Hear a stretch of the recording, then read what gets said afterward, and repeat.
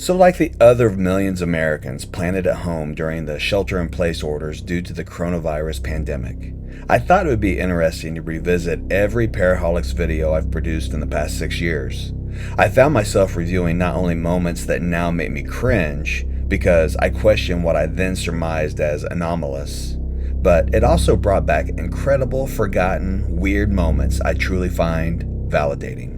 Ultimately, it's a record of the good, the bad, and the ugly of my maturation in paranormal research and my understanding of ITC, and my appreciation of historic locations and ghost lore, and a fondness for the friends with whom I've shared the path, an exercise in gaining perspective on this journey into the unknown. It's healthy to reflect, right?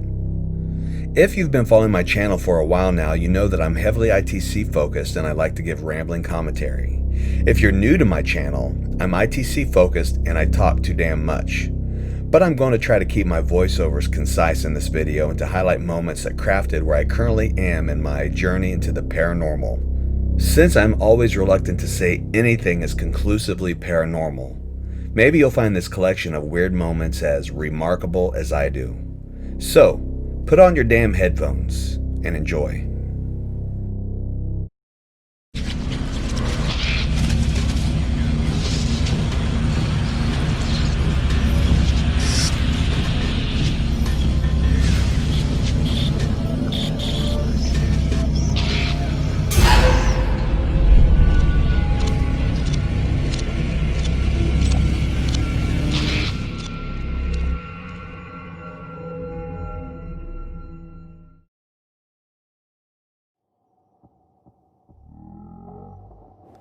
Please note, most responses are heard upon review and not in real time. Changes in the video's filter visually mark the replies that were the most significant. Those various audio responses have been enhanced, repeated, and sometimes slowed down. As always, we do not offer this video as irrefutable evidence of the paranormal, nor do we claim our annotations are 100% conclusive. All we're asking is that you please approach the data presented here with a curious mind, and that you wear damn headphones.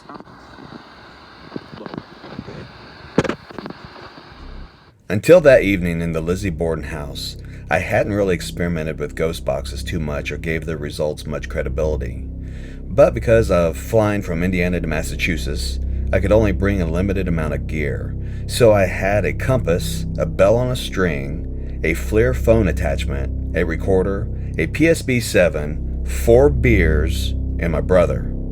We wandered the house and settled in to conduct a ghost box session in the room where Andrew Borden was slain. It was the first time I felt like I'd heard intelligent replies that pertained to their location. That, in cooperation with the footsteps and EVP I caught, made me start to wonder if spirit boxes had true potential in paranormal investigations.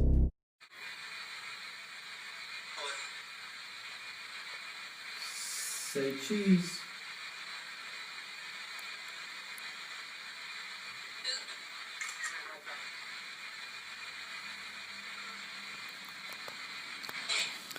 Is Lizzie here tonight?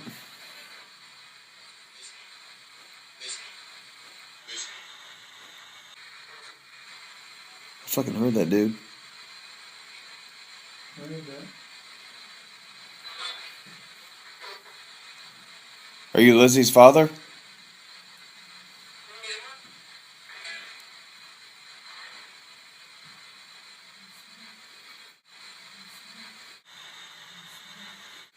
If you're Lizzie's father, could you ring that bell to let us know you're here? It's hanging right in the middle of the room.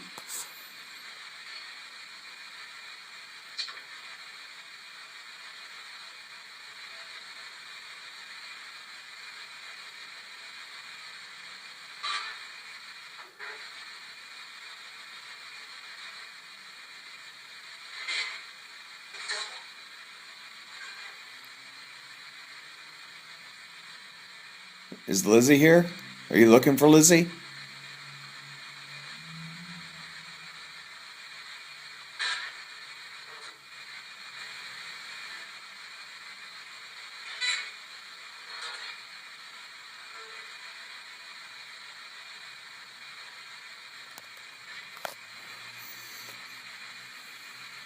Is Lizzie the one that hit you with an axe?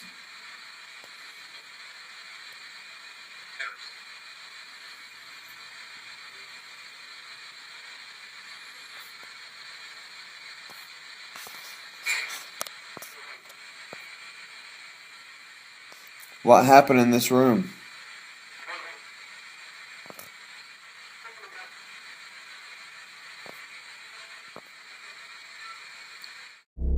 This investigation was a couple of crazy nights in an amazing location in Radford, Virginia. We caught multiple EVPs, had some strange ghost box replies, and some strong personal experiences. This clip is a DVP I caught in a stairwell, direct voice phenomena, because I heard it with my ears, and at the time I didn't know the difference between an EVP and a DVP. But it's strange. I kind of think it says Grandpa, not sure. But on that visit, I had my first encounter with an entity named Donald. Donald was rumored to be a maintenance man at the hospital that had a fondness for men and raped and murdered an orphan boy named Jacob residing there. The spirit in this area is typically gruff, vulgar, and doesn't mind telling you the things he'd do to you if he got you in his closet. When he said that,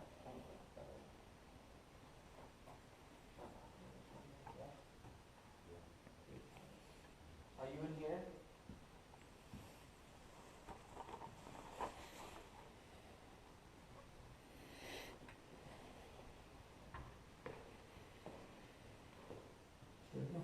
In the stairwell. In the stairwell. In the stairwell. In the stairwell.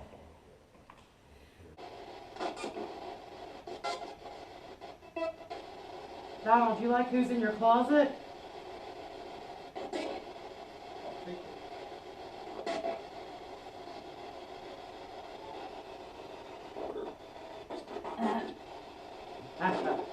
There was Donald. Yeah, I hear her say, what was that? That was Donald. What'd he say? You in there? Closet. Don't call me Baby Biscuit. I'll let you call me Biscuit. It's cool. It said biscuit. It said biscuit. Biscuit. I swear, it said biscuit. Get your butt in there. This is mainly a blog post that you can read on www.paraholics.com, where I break down spirit photography and my weird picture I captured in the now demolished Black Moon Manor. To this day, it's the oddest photo I've ever caught. In my post, I lament a lot of my regrets in regard to that picture.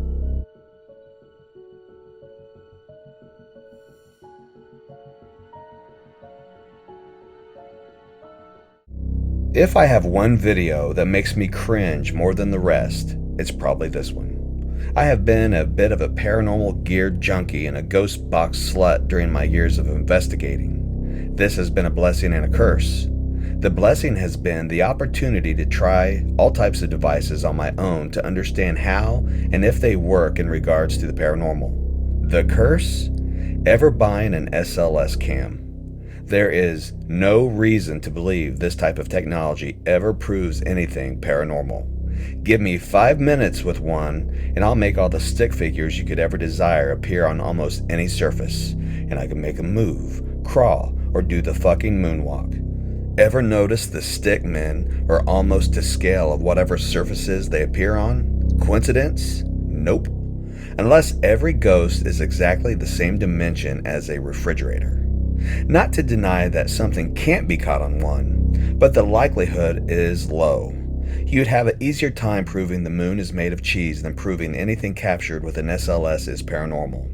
So Thornhaven began my brief bad romance with that camera and my almost immediate doubts on its authenticity. This clip is from a ghost box session led by Gene Caswell. He's over at the balcony room at the balcony.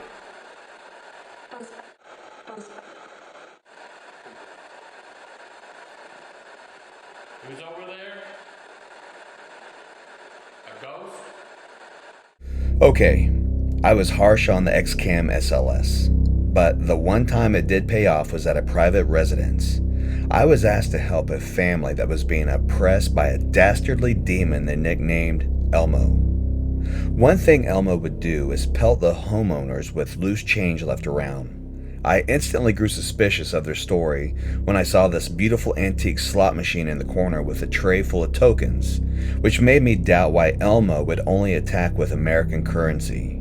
So we laid some change around the house with the homeowners present, turned off the lights, and did a ghost box session. Well, Elmo didn't show up, but we caught the homeowners tossing change. Remarkable. That's 1 point for the SLS.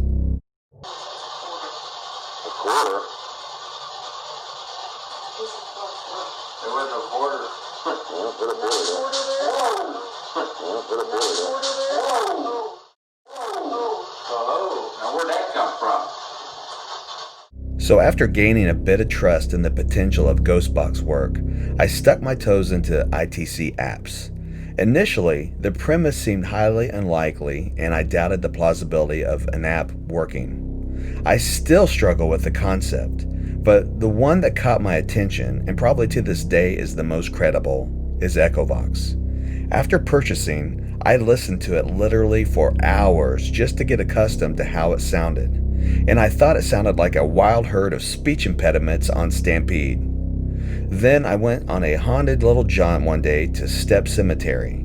It was my daughter's birthday and she demanded I take her to do something quote-unquote ghosty. So I decided to break out Echovox at a location steeped in ghost lore. After being familiar with how it normally sounded, I was astonished when I heard what sounded like someone trying to pronounce replies. In this clip, I present the first full phrase I ever recorded. My views on ITC at that moment sent me into a tailspin. The blog on this one is a blast too. Go check it out. Is your wife here?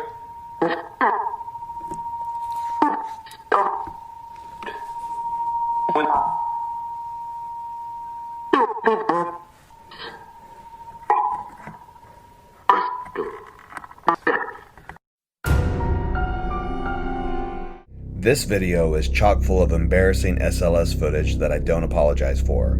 It was part of my growth. We did catch a loud banging, clanging noise that night that we couldn't debunk.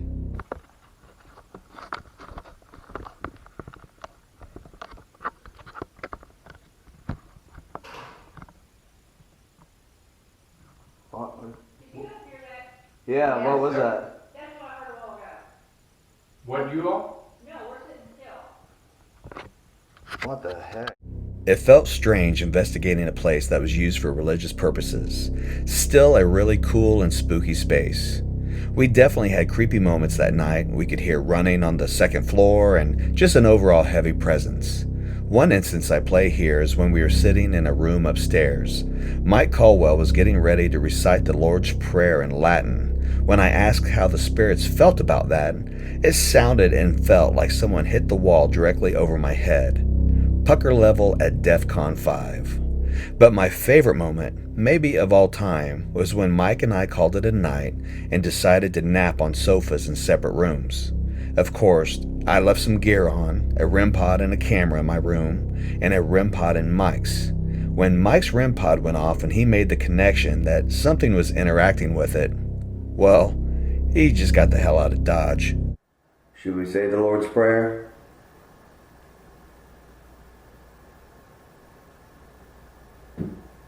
Hear that? No, how could you miss it?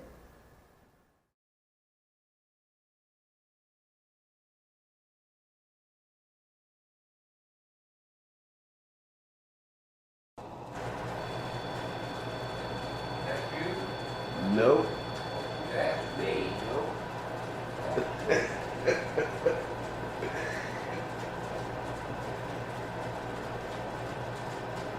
What phone is that? Something touching that antenna? I can read.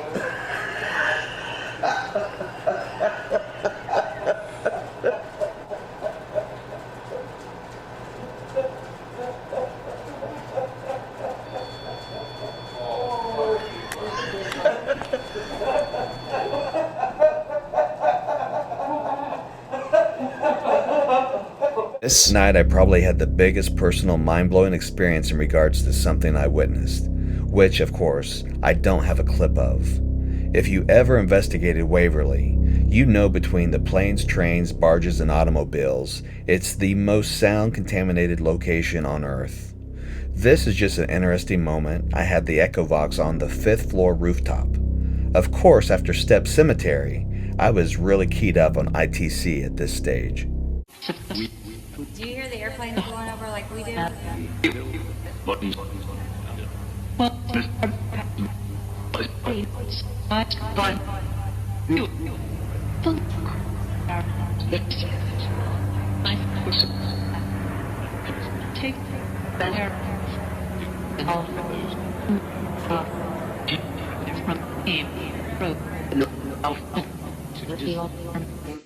To date, this is one of my favorite locations of all time. This night in particular is one of my favorite nights ever in any space. If I were to pick an investigation that was a game changer for me personally, it was the night that Mike Caldwell, my daughter Shelby, and my sister Beth spent the night at this poor farm. There was one section of the location where I was alone in a room and something growled in my ear and flipped on the overhead light. That's where we set up some equipment and started an Echovox session. That night marked probably the beginning of my near conversational exchanges using ITC. Regardless of whether we were in the building or out in the Pottersfield Cemetery, it was a very chatty night. The final few seconds of this is a clip from a residential case the following weekend. After not feeling well the week after the poor farm, something came through Echovox to not only let me know that whatever we were talking to in that house was lying, but to also inform me that it had followed me home from the poor farm. That admission not only altered my view of the possibilities of how the spirit realm can operate, but also the validity of ITC work when done with care and discernment.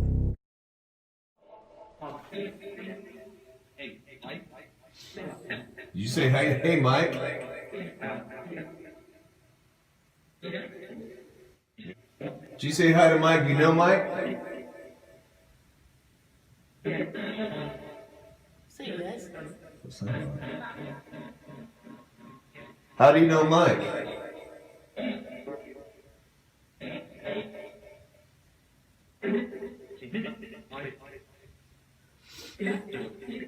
Where did Mike work at?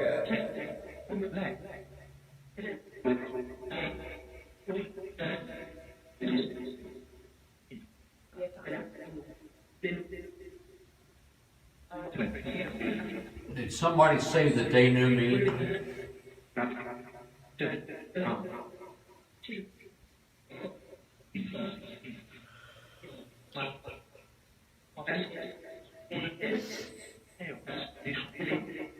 What's his name?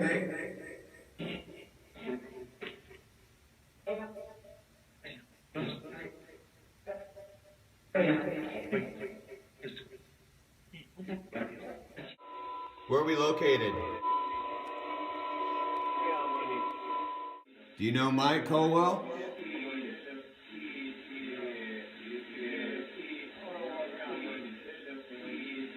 What the fuck was that?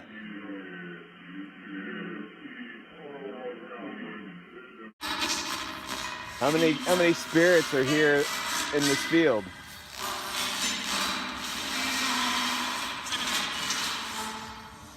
Six. Was that right? Pottersfield? Did you hear it say Pottersfield? No.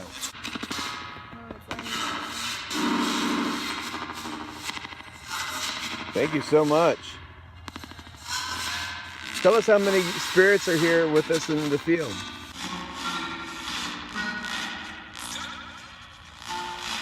Ready for us to leave? Leave.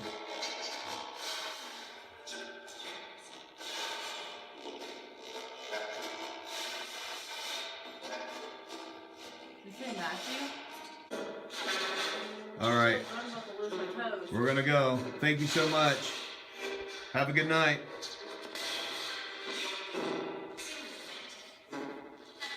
You too. That's what it is. I thought it said see you later. See ya. What's my name?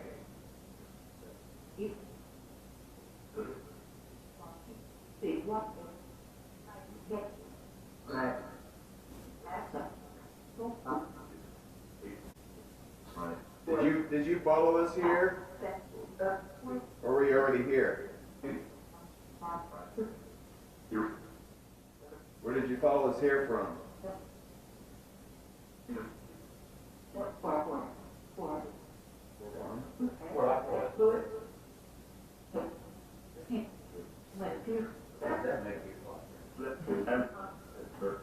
Did you follow us here from the Poor Farm?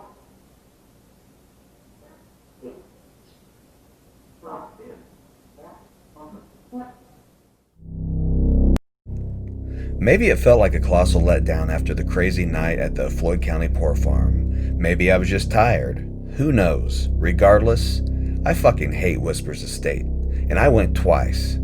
I guess to confirm how much I fucking hated it. Probably the only locations I've also not liked are Bobby Mackey's and the Rhodes Hotel. And I actually recorded more weird stuff at Whispers than those other two locations combined. And still, Whispers wins as worst in my mind. It's probably just some personal disconnect. The first clip was from an EVP from my initial visit that seemed to be mocking my sister. The rest of the clip is from my second visit, and it's about as exciting as a parking curb.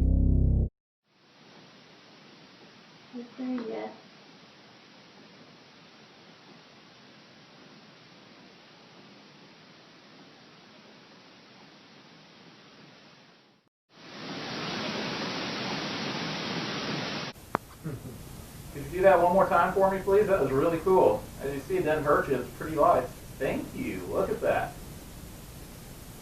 Can you make that another one next to the door? Now do the other one. You lit up the one on the left. Let's do the one on the right. Can you do that for me? Thank you so much.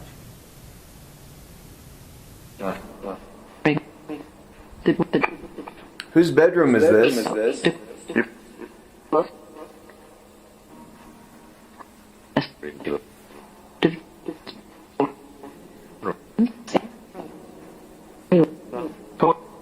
Could you say the name again?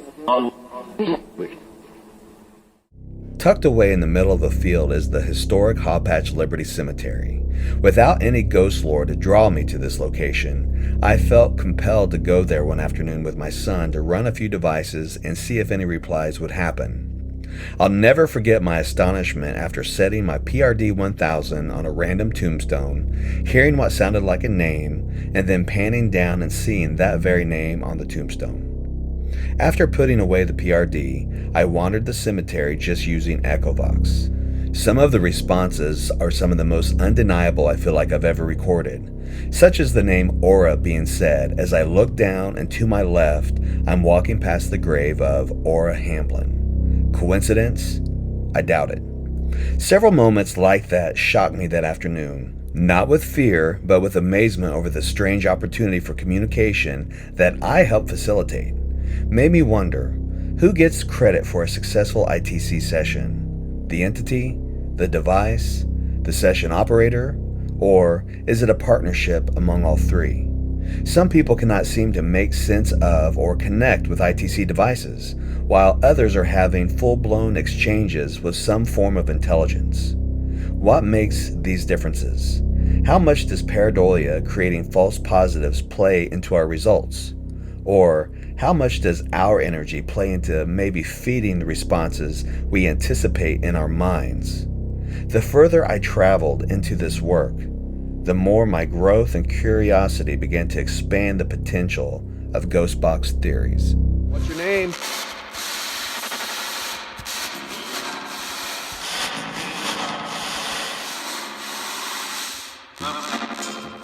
Did you just say William? I swear I just heard William. What's your last name, William? Is this Sarah here? No.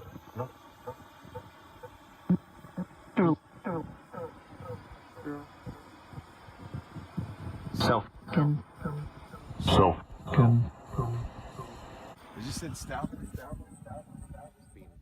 What's your first name? Get. You can see it on here.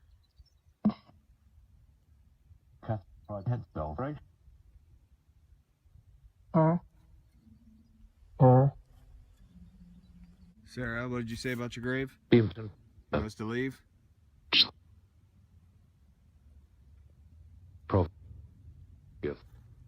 Can you say your last name again for us and we'll leave? Yeah, we'll get out. What's your last name?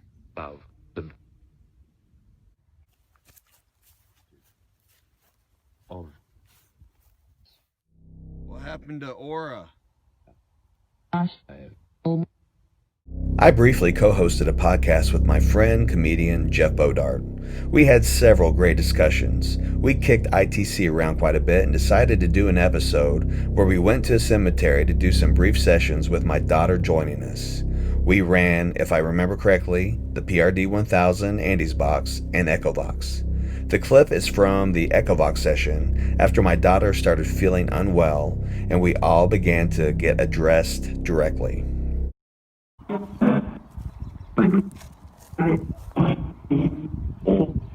What's wrong? I feel weird. Feel weird? Yeah. I don't really know why. What? Can you say that again? Are you affecting Shelby?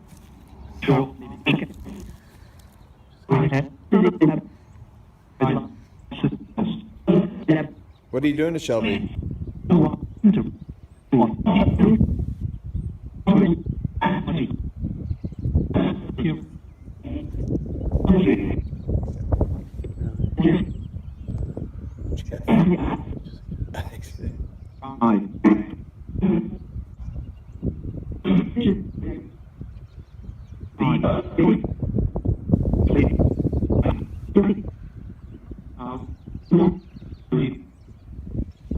What's my name?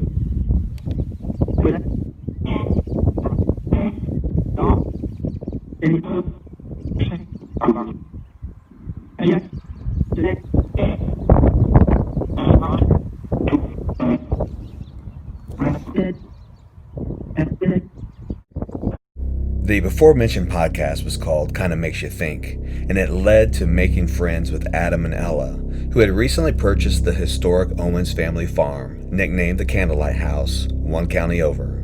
After several personal experiences, my favorite being that of Otho Henry Pritchard, the last Owens family descendant to live in that house, seemingly scrawling his name onto a window pane.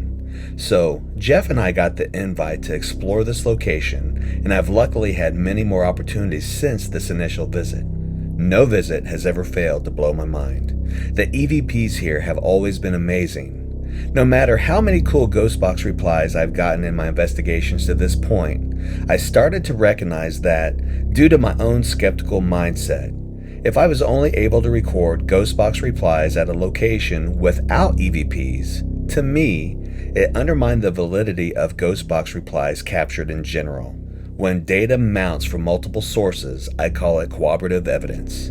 Still to this day, I maintain a good old-fashioned EVP off a recorder bears more weight and significance of what we call evidence over any other form. So especially an EVP paired with any other type of unexplainable capture is a more perfect validation.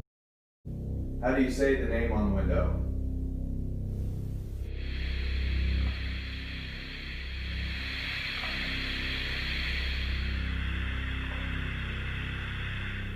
Could you come in and talk to us and tell us your name?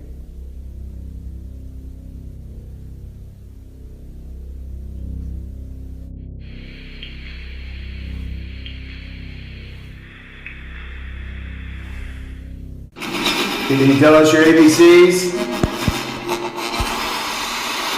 I'll start off. A, B, C, D.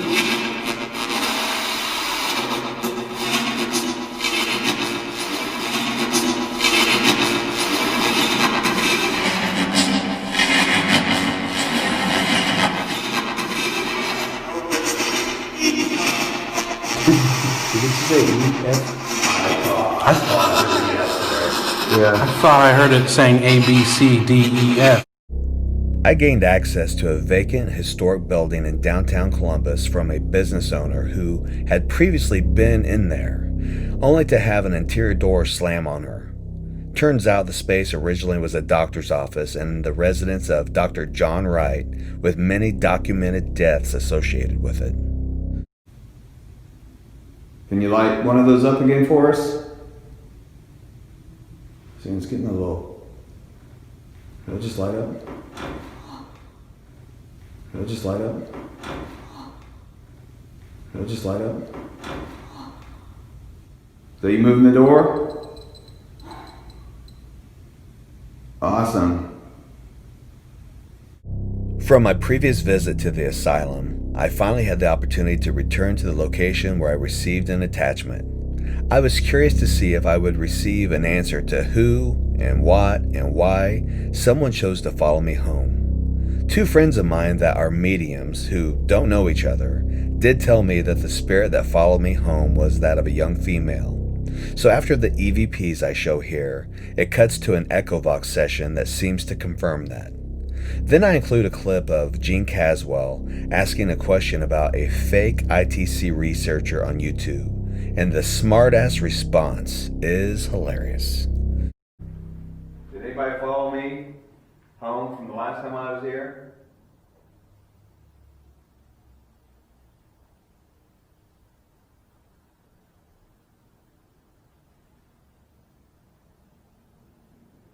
Why did you follow me home? Were you trying to give me a message? Anybody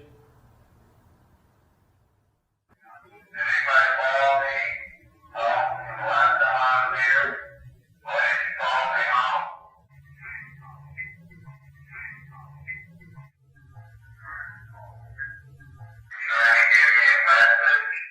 give me a message? Cut. L. Yeah. L. Black. Remember me? Remember me? B again.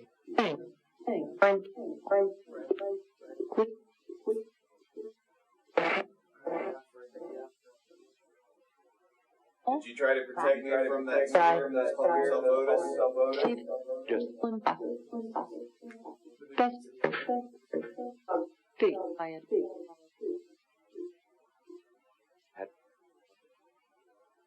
What was your name?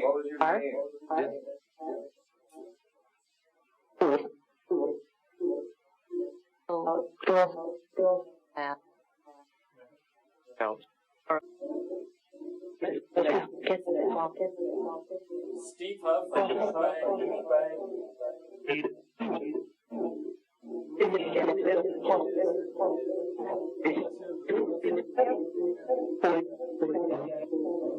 A return visit to the Hopatch Liberty Cemetery alongside Jeff Bodar to test out an Afterlight Edition Geobox.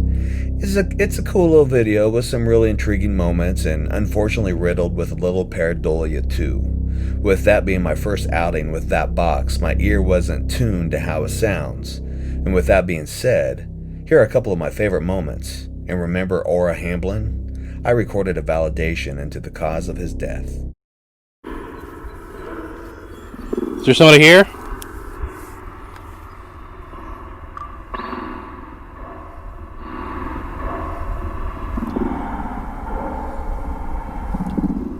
Did you hear that? Matthew? No, I think it said the name of the tombstone. Stoughton. Oh. How did Ora Hamblin die?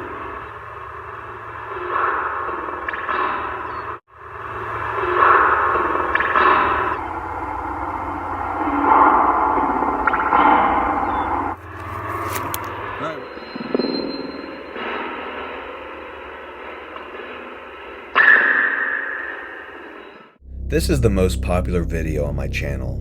There is some fantastic stuff there from my 2016 visit.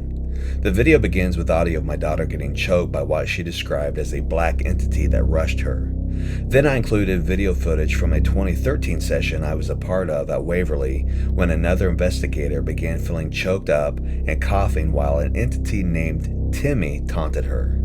Timmy is part of the cast of famous ghost spirit characters belonging to Waverly's hauntings. Weird stuff, right?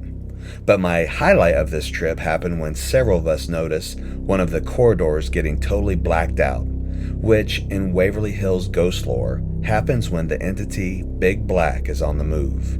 So we set up an Echovox session in a room off the hall to see if Big Black would communicate with us. We were joined by ITC researcher and author April Slaughter. And as she was leading the session, we heard a very dark, disembodied growl come out of the shadows as we were trying to lure Big Black towards us. Another spirit seemed to be warning us. Then the growl was repeated or mimicked a few seconds later through Echovox. I also include a response of me asking where Mike Caldwell was at the time, because he and Gene Caswell were somewhere else in the building, and the reply was later validated. Come in here. No, please hide. Please hide. Please hide. Please hide. Where should we hide?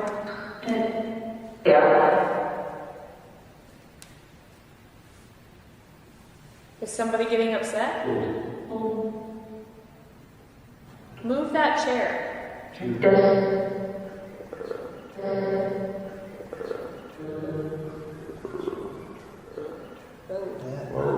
That was not good. You're coming closer, aren't you? Shelby, I'm gonna get not be so. Where's Mike at? Where's Mike at right now?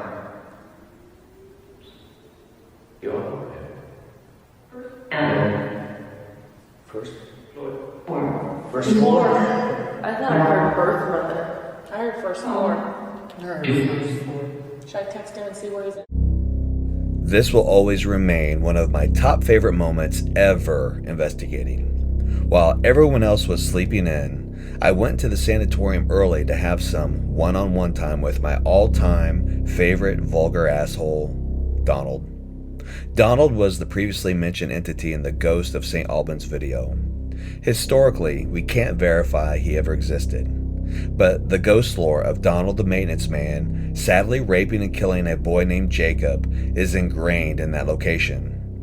As disturbing as many of the replies are, it gives us more confidence that the replies that come through these devices are definitely not radio. The first clip I used a PRD-1000, then I switched to a Geobox. I also started in Donald's room and then went down to the room they call Jacob's.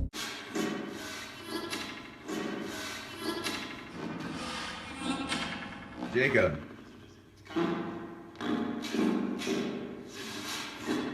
What did Donald do to you?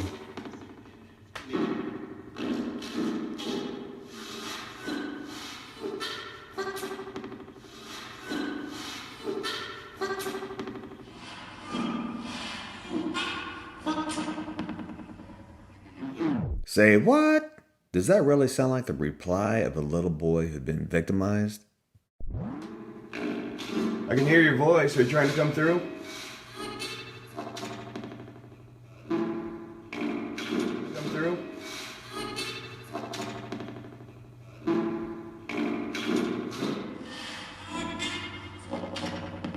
You guys.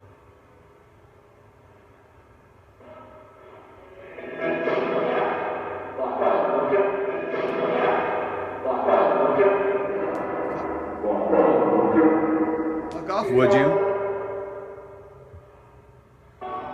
You want me to fuck off?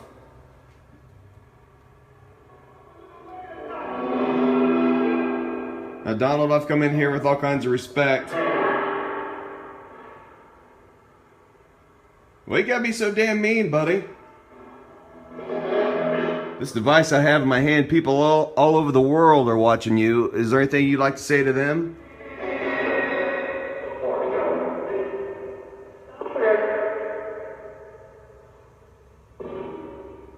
What would your message be to the world?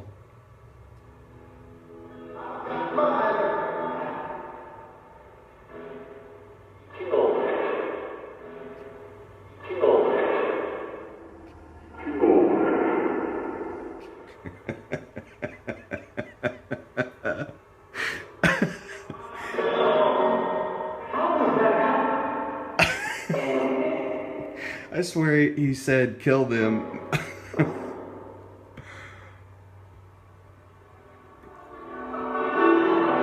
Well, for those of you watching, I guess you should take that personally.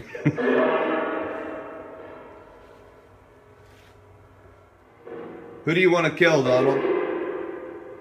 Who do you want to kill, Donald?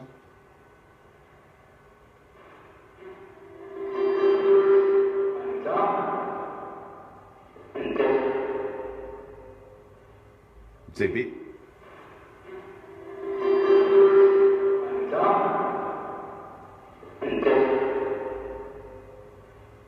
Say Pete.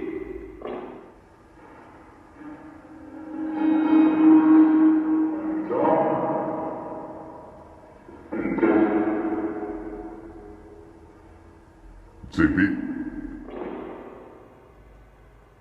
Who do you want to kill?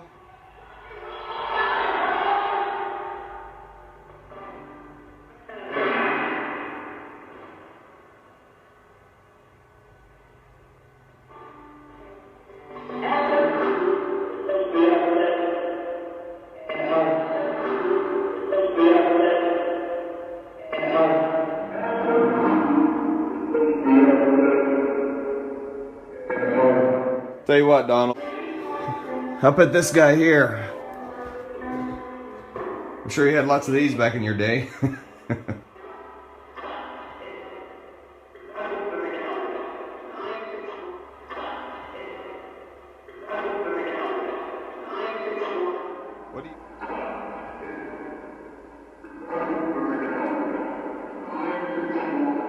What do you call this guy? You have a name for him?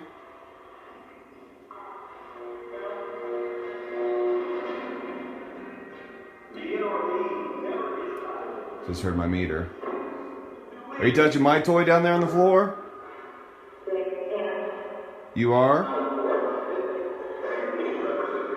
Can you make the light up on it like I showed you?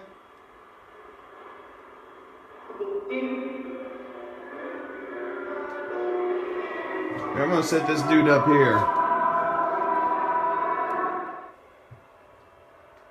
So anytime you get scared of Donald, just look at that guy, okay?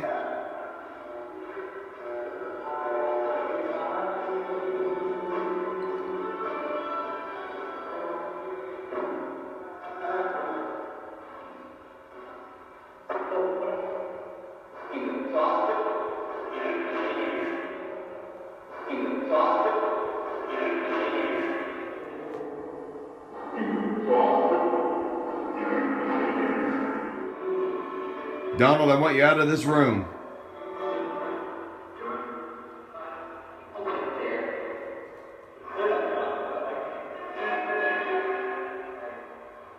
Will you leave this room?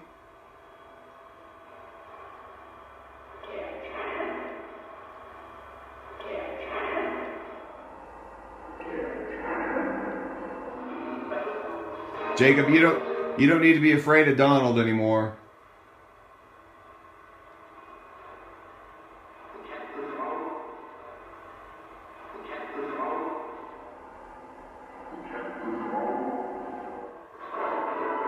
I haven't heard Jacob in a while.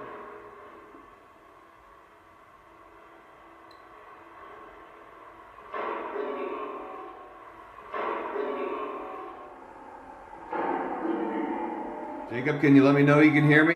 I got to help my friend Christopher Maggert with shooting an episode for The Search Existence Unknown at the Floyd County Poor Farm. While I was there, I took a detour out back and had another interesting session at the Pottersfield Cemetery. Are you buried here at the cemetery?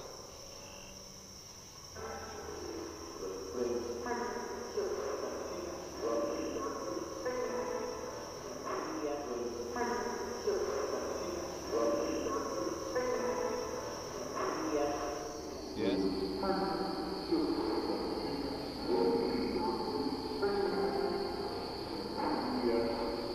Yes. On my first return trip to the Candlelight House, I was once again astonished by the eagerness of the personalities in the house to come through, but I'm not so sure they were pleased to see me. From my initial visit and video, this location had gotten a lot of attention at that point, some of it negative and unwanted. It was even sadly broken into. So I think the Candlelight House had a bit of a chip on its shoulder against me, and I've been trying to apologize ever since. This is a quick clip to once again illustrate the intelligence that resides in the house and its ethereal tenant, Otho Henry Pritchard. What's the name of this house?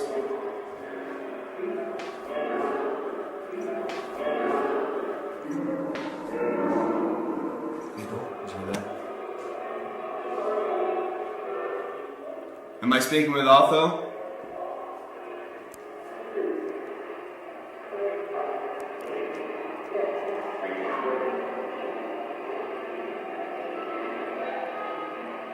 Who am I talking to?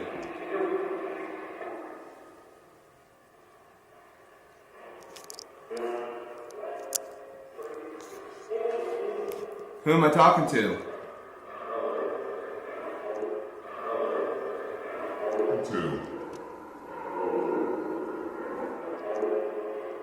Otho? Did you hear that? With my perceived successes I've had with the ITC app, Echovox, I was eager to try the Afterlight Box app made by Extreme Senses in partnership with my friend Anthony England. The footage of the film was shot in St. Albans Sanatorium on the same visit I had my lovely conversation with Donald. The majority of the video is an unreal session conducted by Mr. Gino 100%, Gene Caswell of the Jefferson County Paranormal Society. He's like a virtuoso on that app. Probably the most significant historical piece of evidence Gene captured were the responses pertaining to that of the Master. Later, Paraholics researcher Eunice Spector uncovered an 1894 poem called The Albans Ghost, written when St. Albans was a boys' school and the headmaster had to contend with mischievous students. The clip I include here was from a session up in Donald's room. The threats, the ego, and his closet all come back into play. You want us to take Jacob and leave?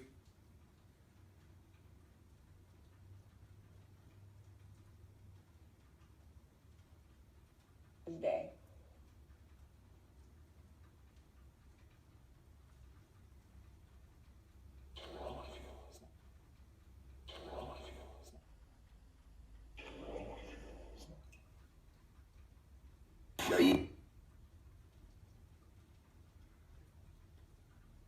Free? Who's free?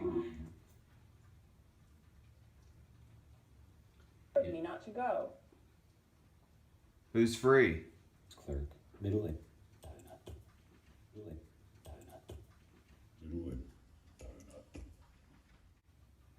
Is Jacob free now?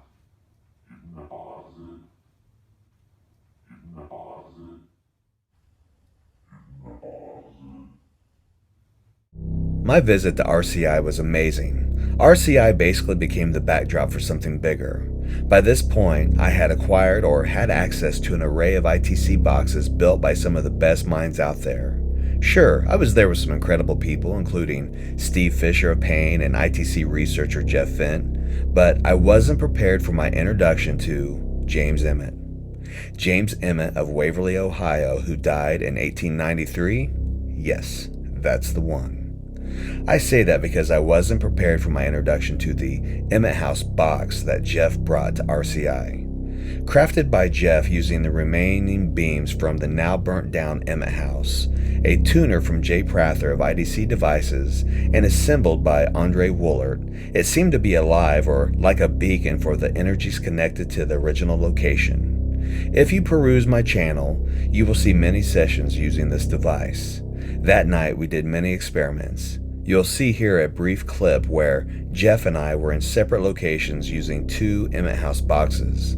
We were trying to see if they were tethered somehow and if they could relay messages back and forth. I was asking if my box could pass on the message to Jeff's to repeat my son's name, Charlton. Then the next clip was from a session using the radio specter from Chicago Spirit Wave, and it predicted the winner of the 2016 presidential race before the election and Finally, to veer off a little into the metaphysical, I cannot help but post a clip of Gene Caswell using the pendulum board and the demon Zozo making a guest appearance. Who's going to give you a name? What's the name he gave you to tell me?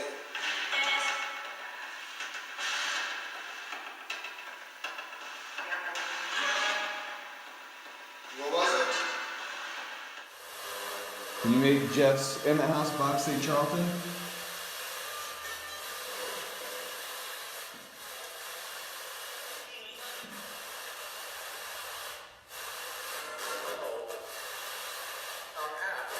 I have. Did you hear that? What did it say? You like pizza?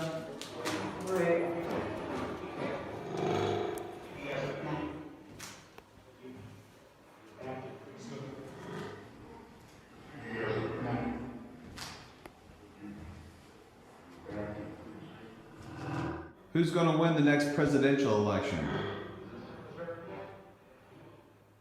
Did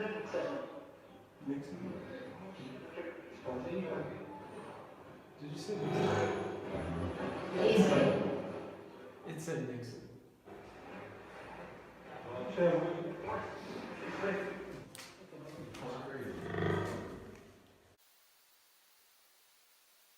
First letter of the angel's name.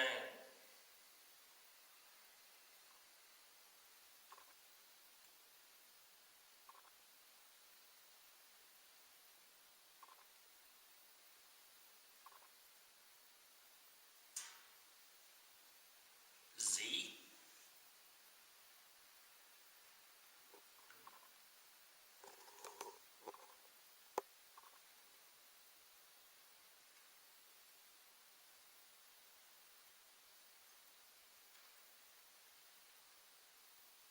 Oh, hell no. Oh. So. All bullshit. It sure did. It's going back to Z again. Well, don't tell me, Zozo. What the hell? You don't have to spell anymore. Is it Zozo? Oh, Jesus Christ. Well, him I know. Yes. Yes. Zozo, I'm not sure of it. This is Zozo demon, like, I mean, no big deal. He's just a hell of a guy. Yeah. Cool. Yes. Zozo's not an angel, is he? Are you lying to us? Are you playing games with us? Oh, Jesus. Jesus. They weren't right to know. Anybody else want to do this? It just went down flat zero. Right. Did you see that? Yeah. Oh my God. See what you did? Is it really coming out? Yes! Yeah, it's really, it's hanging down. Nope.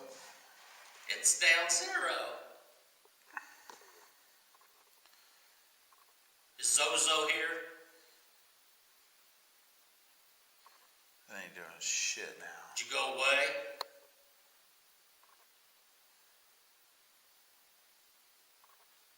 Man, this is hanging. Man, that is impossible. That is impossible because it can't hang like that. It just did. I really can't. It's on 2 video cameras. It did. We got 2 different angles, man. Yeah. How did it drop straight down? And how did it spell Zozo? Who wants to take that board home with them? That's what I want to No. know. I think this is some voodoo shit. This is beyond paranormal. This was my montage of some of my cemetery visits. One visit to Step Cemetery in particular, I went ITC app crazy with moderate results. This was the beginning of me being quite leery of the glut of ITC apps shitting themselves onto the market. I learned quickly that they're not all created equally, thoughtfully, or competently, which really plays into the instant gratification of paranormal hobbyists who easily get duped, especially by unscrupulous ITC YouTubers. Side note, Baby Lester is a grave associated with the haunted folklore of Step Cemetery. Alright, this is the Dybbuk box. Sounds freaky.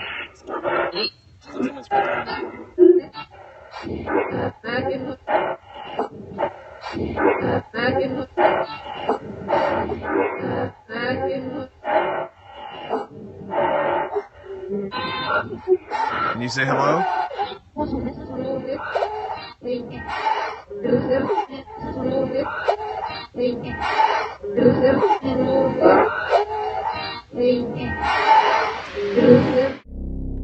On another return visit to the Candlelight House, this emphatic EVP was captured and reviewed in real time. It was a simple response, but the power behind it was definitely an attention grabber. Who made those lights light up over there on that little device? Can you come do that again?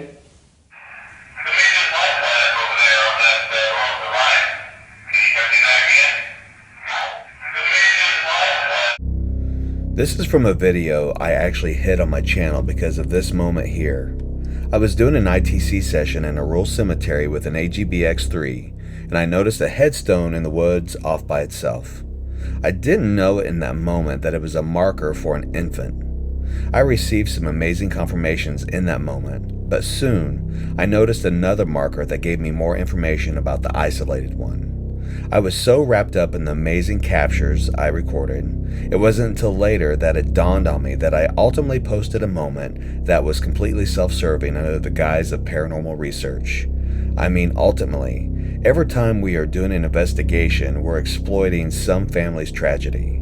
But ethically, I feel the more historical the event, the less negative the impact.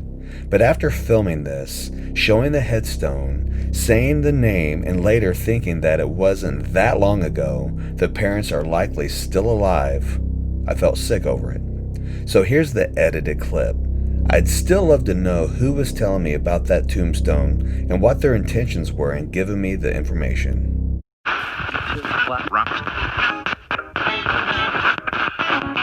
Who's Joshua?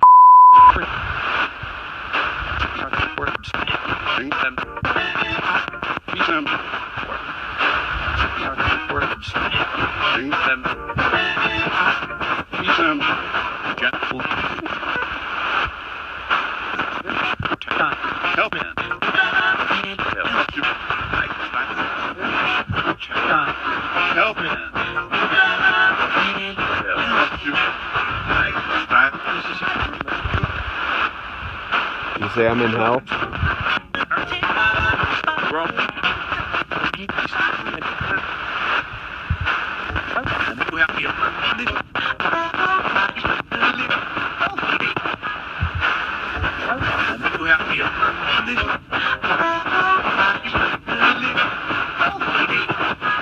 Gene Caswell was conducting a session with Mike Caldwell as I held a Poltercom prodigy. Gene started asking about Mike's recent open heart surgery. Then he asked who made the box. My voiceover from the original video explains the moment. Can you tell us what type of surgery Mike just had?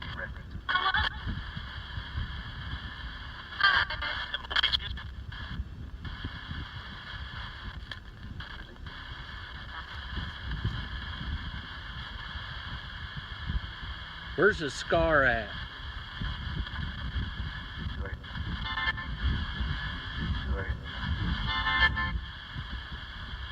It's got coffee.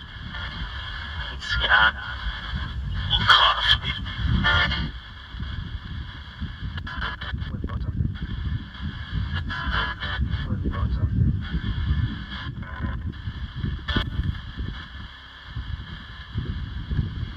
Who built this radio?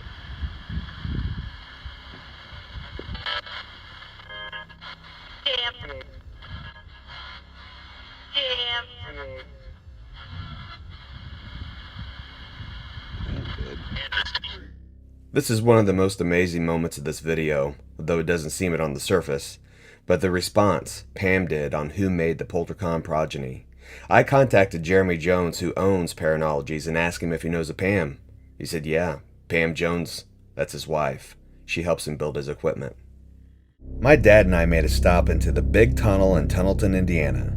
It's well established in Indiana as a haunted location, and we conducted a brief EVP session. Henry Dixon was a 35-year-old night watchman who was murdered in that tunnel back in 1908. So to capture his name and have the events that followed me for the remainder of the year would prove to be very monumental to my path as an ITC experimenter.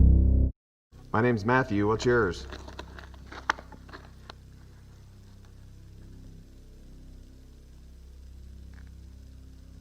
This is my dad, Danny. You say hi to him?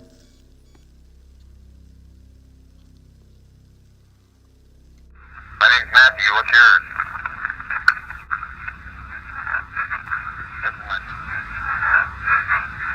This is my dad, Danny. You say hi to him? What's the name of this tunnel?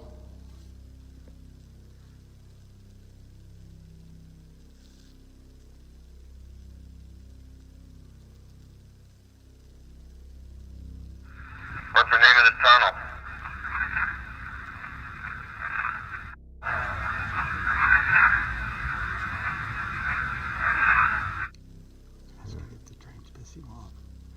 Do the trains make you mad? Do the trains make you mad?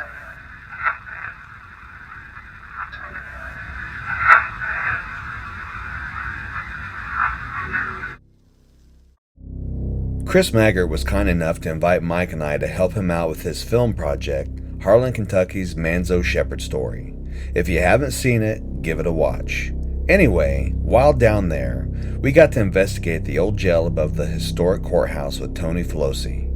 We were getting some odd yells through Geobox 5 when Tony noticed the latch on my case move on its own. And I loved when Chris held a cigarette butt around the corner of the jail block and asked for a validation of the item. Does that hurt?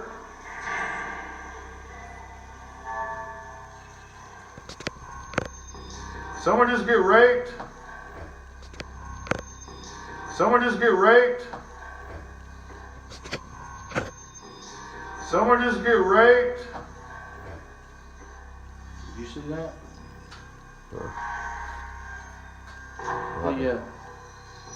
The latch moved. Something moved right there. I'll have it on camera. Something.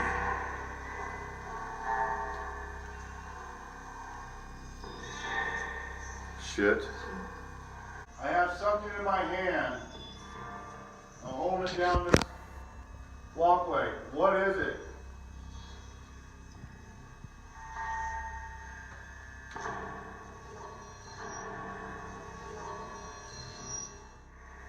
What do you do with what I have in my hand?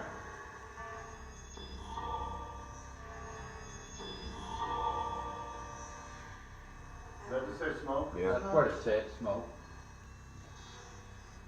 Cigarette butt. No fucking way, dude. Cigarette butt. No fucking way. Cigarette butt, dude. Right there, motherfucker. That shit just happened. That shit just fucking happened, dude. Yeah. Oh my god, dude. Sorry, buddy. Did you hear what he said? I think it said Chris. Oh, stop. No. We're not doing that again. What's his name?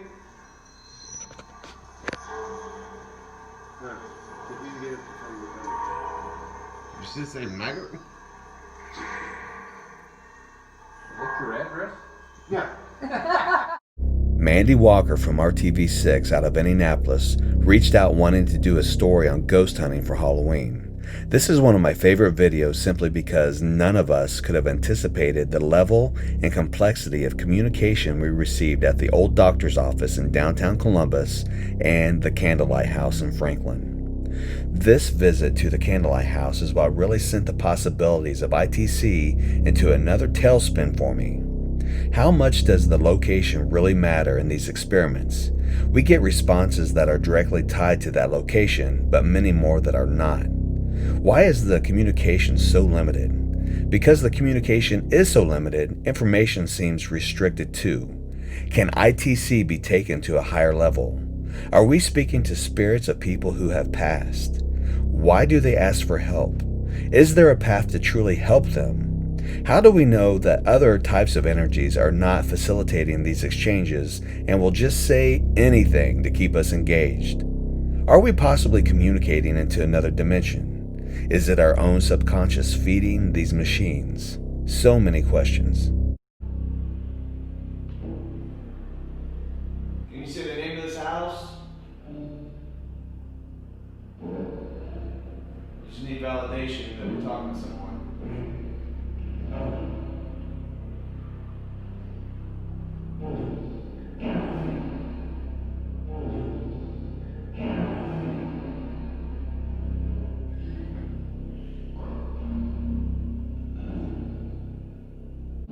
Are you with God?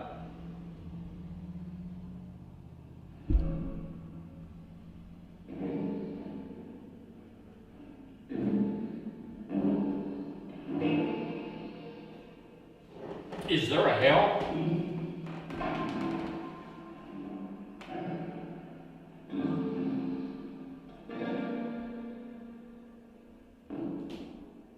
Are there angels here? Yeah. What's the next question? There are angels here?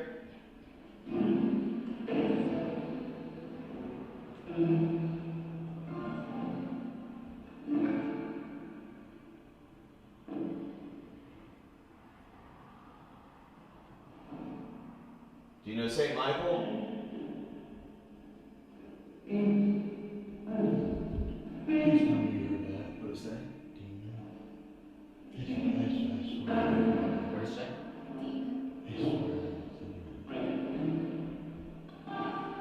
Are you a demon?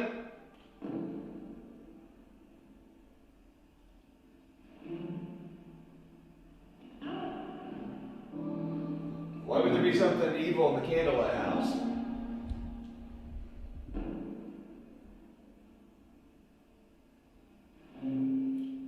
Your Honor, I object to this line of questioning. I knew where this was going.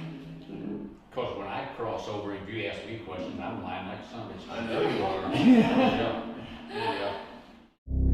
On our tour of the reformatory, we were in the warden's quarters where a room was pointed out that we were told is where the warden kept his dogs.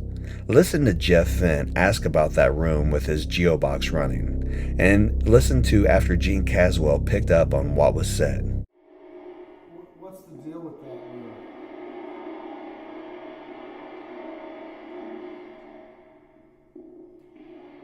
Can you tell me?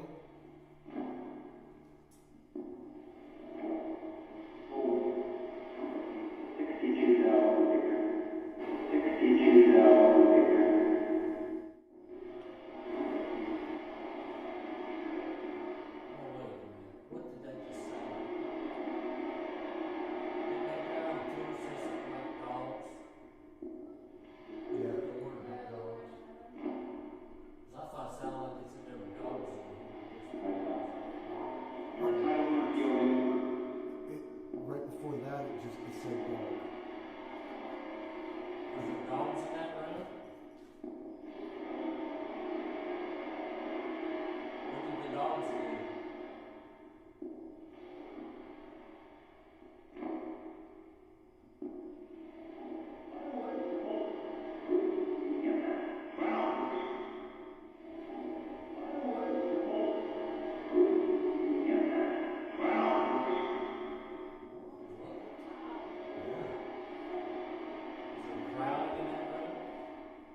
This video has highlights from my 2 investigations of the Monroe house.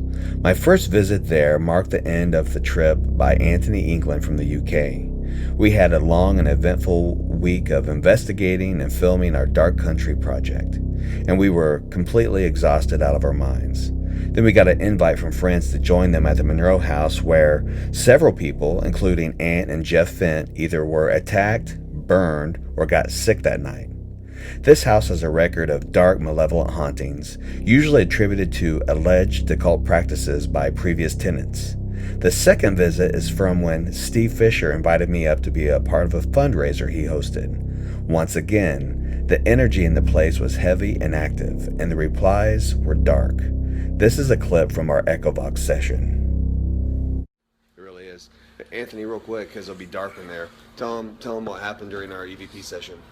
My neck started burning on the back, and when Matthew had a look, my neck was all red around here, and it just felt like somebody was holding a flame to the back of my neck, and it felt like I was burning, basically. He's only been in Indiana for a week, and he's a redneck. Do you know anything about the Palladians?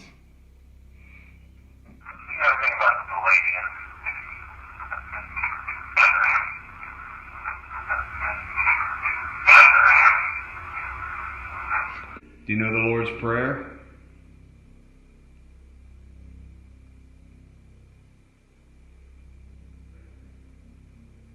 Mike knows it. God. Yeah. Is God here?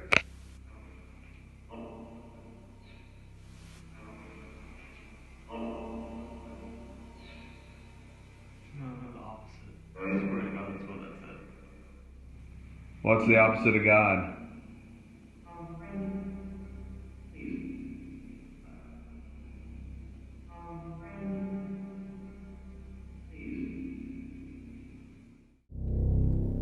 The Emmett House box that Jeff Fent introduced me to at the Randolph County Infirmary to this day is the kookiest and feistiest ITC device I've ever been around. Not to say it's a haunted object, but it seems damn close. Regardless of where that box is, the spirits of the Emmett House always seem to come through. Here is Jeff Fent conducting a session with it in the Monroe House. And can you tell me what happened to the Emmett House?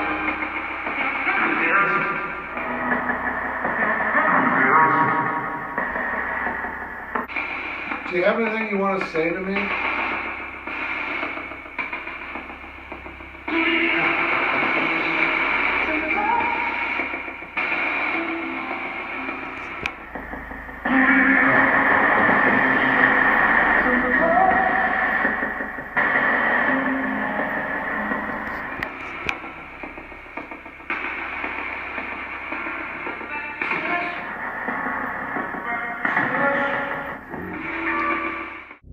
Chris Maggert always gets me into super cool locations, and the Old South Pittsburgh Hospital is one of them. Can't recommend this place enough. I love this clip of Chris trying to wake up his son Kevin, who kept nodding off during a late night Ghostbox session with Geobox 5. Alright, then we go down, dude. You can hang. My back's killing me. He fell asleep. Yeah. It's pretty quiet. This is more footage from when Aunt England was here for Dark Country. We were up in the previously mentioned old doctor's office of John Wright, and Jeff Bodark called his psychic friend Stephanie to see if she could get a read on the location. For ghost boxes, we used the original Emmett House box and the first Geobox made from the Emmett House wood. Jeff Fent crafted both housings from the same beam, which is a cool detail. And once again, we received messages not only pertaining to the Emmett House, but relevant replies to the doctor's office too. Do you know what this, do you get a sense at all what this space was? I mean, I could tell you what it was, but... I want to say it wasn't a home. There were a lot of different imprints there. Yeah, that makes sense. There's a lot of coming and going, but I can't tell what it is. There's a lot of different kinds of people coming in and out. It wasn't just like, let's say it was a doctor's office, and it's not just sick people. It's like, I don't know, I can't tell. Yeah, well, you were right. It's a doctor's office. But after the doctor's office closed, there's a number of different businesses after that. And he said it was a number of different businesses after the doctor's office closed. Yeah, I was going to say, there's like, it wasn't just sick people coming in. There's like a lot of people with worries, maybe like an attorney's office, a lot of people that were concerned. There's a lot of heartache there, really. It's a very sad space. Yeah. Should we try running the box in here? We can. Who's here with us?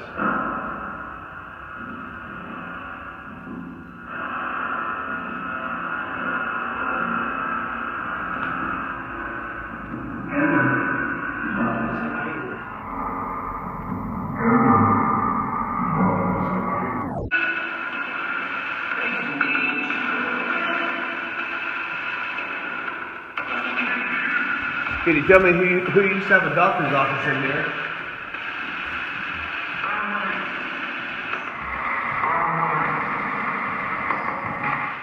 First off, I love this house. I went there for dark country filming and captured some incredible EVPs. This was a follow-up visit. The first clip was in the basement while running the Lear Geobox after hearing some footfalls behind me.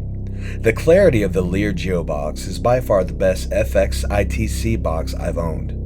I'm not saying it's the best box I've owned, but for a device with reverb, the responses are clear. Often people dismiss George Brown's idea of utilizing the vintage reverb tanks in his devices, claiming they distort the audio so badly you can hear anything you want. Not that every FX box is created equally, nor does every Geobox sound the same. And for that matter, not everyone who plays in the ITC realm can tune their ears to every device. But in my experience, especially with this particular box, I don't think communication gets lost or distorted when it comes through. All the radio bits are there, and they just get spun in the reverb tank like a food processor. There's no noise killer losing potential responses. You rarely hear any random snippets of the radio's chatter, and when a reply comes through and the connection is strong, it rises above the din of anything that can be easily dismissed as radio garbage and is clear, not distorted. The clip after that is of the Afterlight box made by Anthony England using a Jensen hack.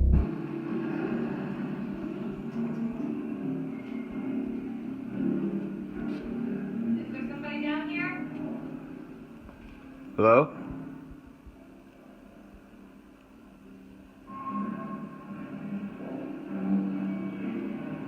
Hello?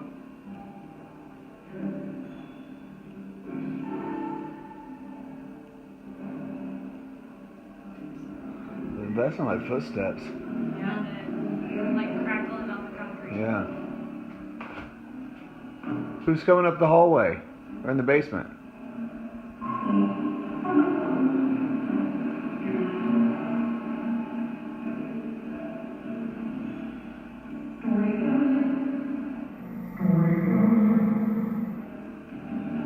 Say don't worry about it. I thought What country are we in?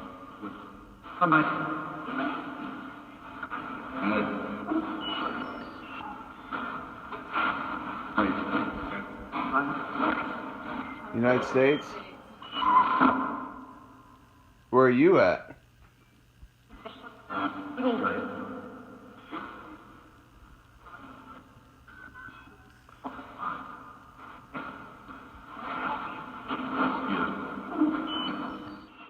Jeff Bodart set us up in the Old Crackers Comedy Club in the Broad Ripple area of Indianapolis.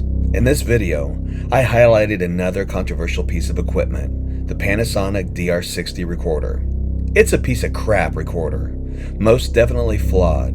So many misleading sounds can emanate from it that are misconstrued as EVP. They're false positive machines, but not like the SLS camera, because a DR60 can reap legitimate results. Much like Ghostbox responses, you gotta be discerning.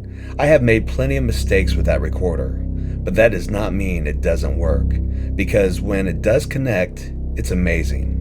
If you get a Class B EVP with it, that's pretty good, but if you get a Class A, that's incredible. Here's an EVP that Donetta Swift and Lindsay Heidemann captured in the green room of the club.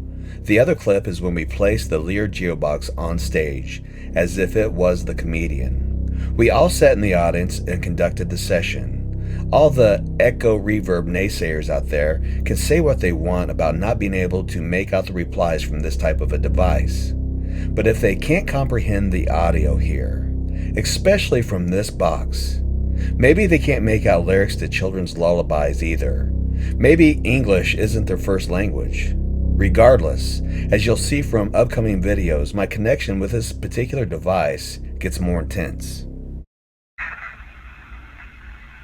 you like male or female comedians better? Can you give us the name of your favorite? Do you like male or female comedians better?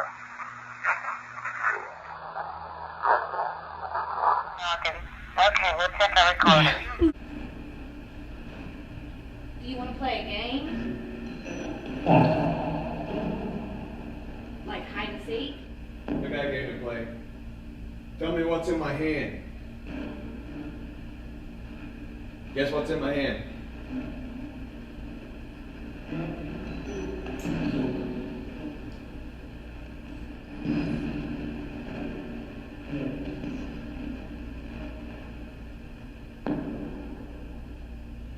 I think you're gonna say it.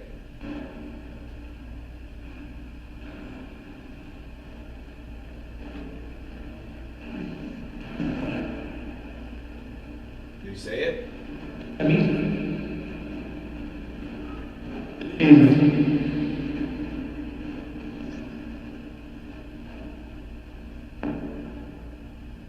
All right. It's a Tootsie Roll.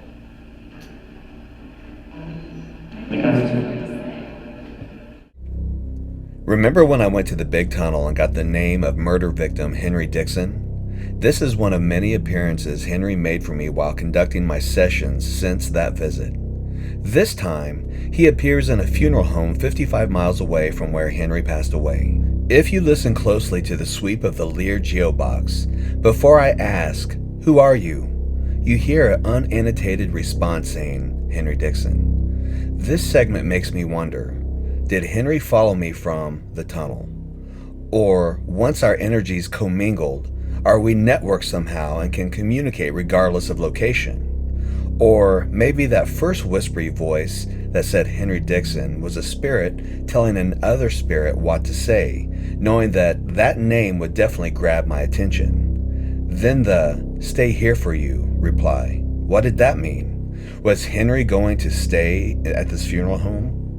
Will this be the last time I hear from Henry? Did he move from the big tunnel to a funeral home? So much unknown here. The other clip here is of the Emmett House box once again doing what it does best, showing a consistent connection to the location it was bore from. Hello?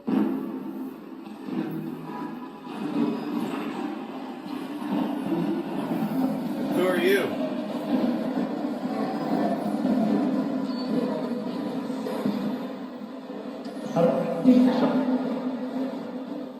Henry Dixon?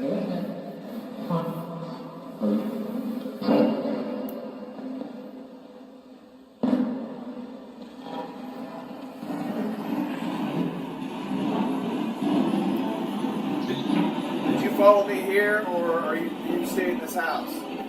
He definitely just whispered follow me.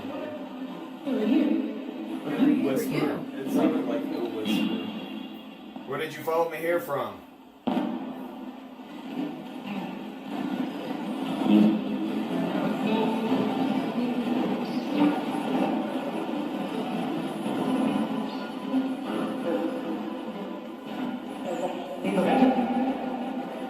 You say you asked him?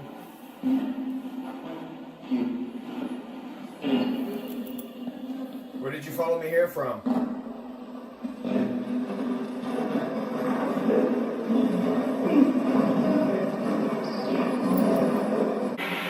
You remember the Emmett house?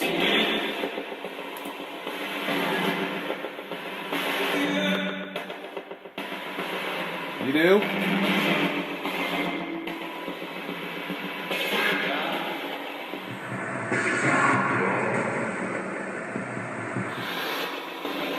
What happened to the Emmett house?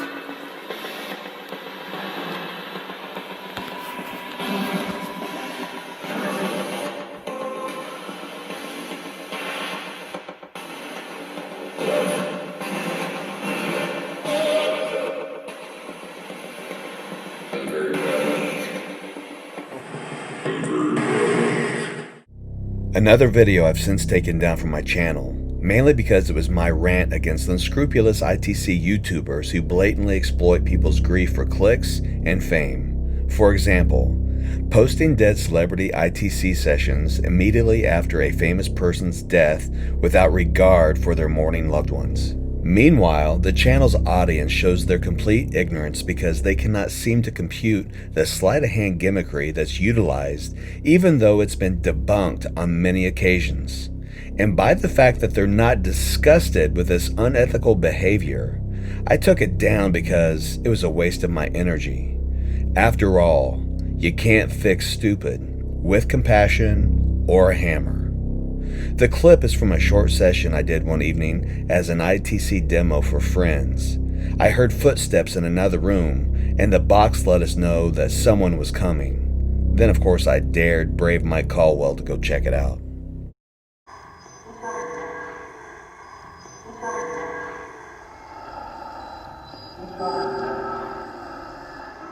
What is it? Is it coming from behind you, Mike? Is that coming from behind you? Yeah, I thought you should be coming. Yeah. I thought I heard something that We should go find out what that is. I'll be right out there, Matthew. This investigation marked a shift in not only my perspective of ITC, but of ghost hunting in general. 2018 was the year I let go. I let go of the expectation of trying to prove hauntings are real. Instead, I decided to celebrate the realness of the haunted experience. This wasn't a product of defeat, but more like a growth in my journey to embrace the pleasure in the hobby versus chaining myself to the misery bound in a self-deluded, egotistical pursuit. Instead of narrowing things down, I broadened my perspective of everything belongs, except the SLS camera, of course. A more agnostic approach to my metaphysical endeavors, a flattening of walls of what one thinks that they know as some sort of expert versus being open to all possibilities. Post Town is a wonderful location to play with those concepts. Everything about it is loose. The history, the tragedies, and every ghost tale isn't conclusive, but the building is incredibly active.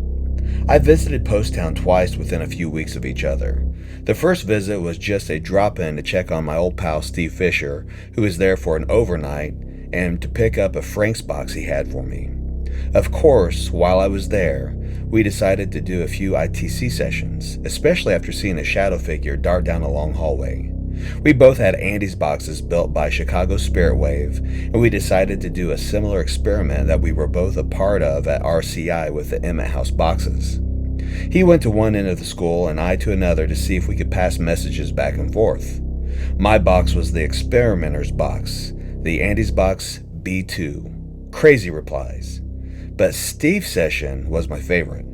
While talking to his wife about the box, the replies coming through expressed frustration over Steve's messing with the box controls and not giving them, the spirits, attention, and their answer on if I'd sell my Lear Geobox to Steve. The intelligent replies here are uncanny, but what really set off my afternoon was the door slam at the end of another session. You hear the doorknob turn, the door open, then slam. That's when I knew Post Town is alive. Matthew.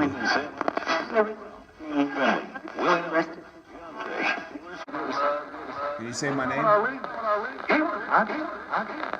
college. What? When the black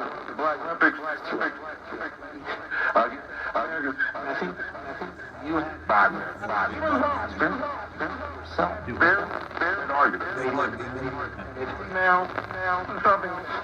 Where's their big black demon at? Things wondering. Just listen.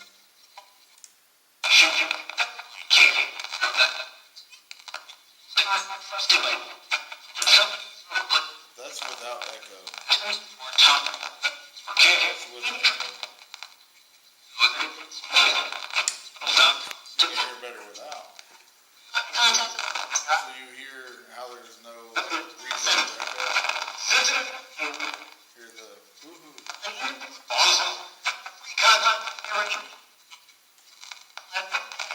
Can you tell Matt I want to buy his Geobox?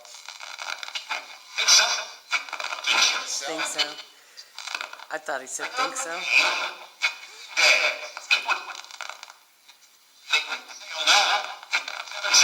Until now. There's a radio station that's running. Yeah.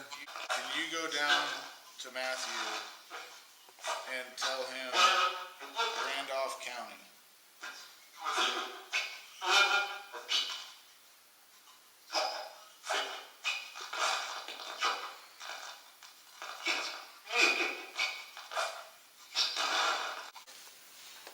He was stepped on the... Oh. It's too close. Oh. Oh.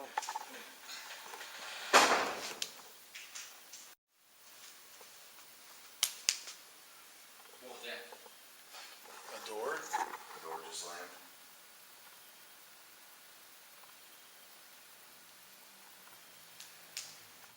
On my follow-up visit to Post Town, Mike and Lindsay caught a great EVP in a little girl's voice. Later, we did a ghost box session in the principal's office. Some of the best replies I've ever caught have been in moments of not grilling the spirits, but in casual conversations that they interject themselves into.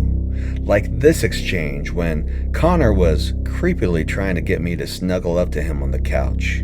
But I suppose the clear phrase, "Connor is funny," is just random radio chatter, right? And worship the devil, Satan. That's just explained away as pareidolia too. It's sad the amount of astonishing weirdness investigators who are dismissive of ghost box work miss out on. But the big moment of this video to me is when we were running Echovox and my friend Lauren started asking about math. A response came that said pi, seconds before Lauren asked about pi. Coincidence? Or just more evidence of how much our intentions and thoughts feed into the results that we receive?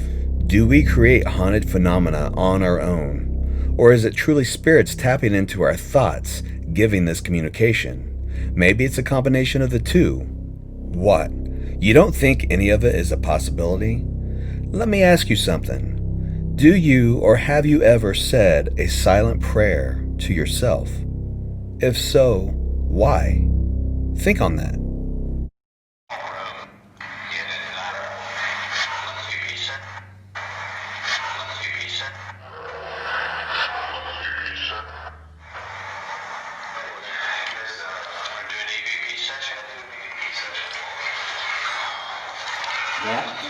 Yeah. Oh, yeah.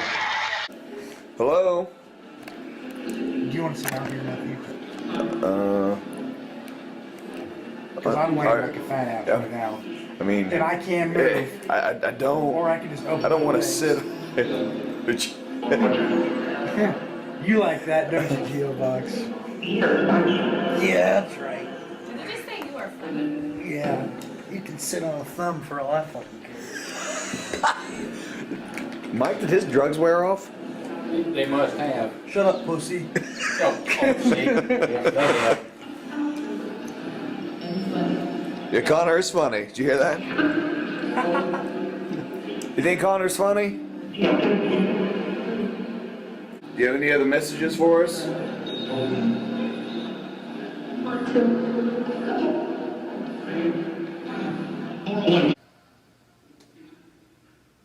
What's the square root of 2,798,000? You ate 1, 2.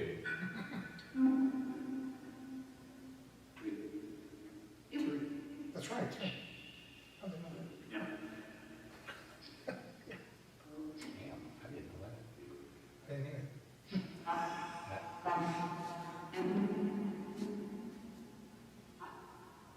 What is pi?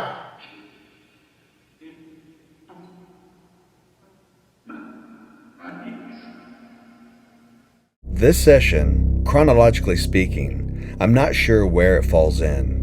These videos are in the order I produced them, not in the order of the investigations. But anyhow, this session with my AGBX3 sat on my camera roll for some time before I reviewed it. In vulgarity, it ranks right up there with Mr. Donald from St. Albans. Is there room 502?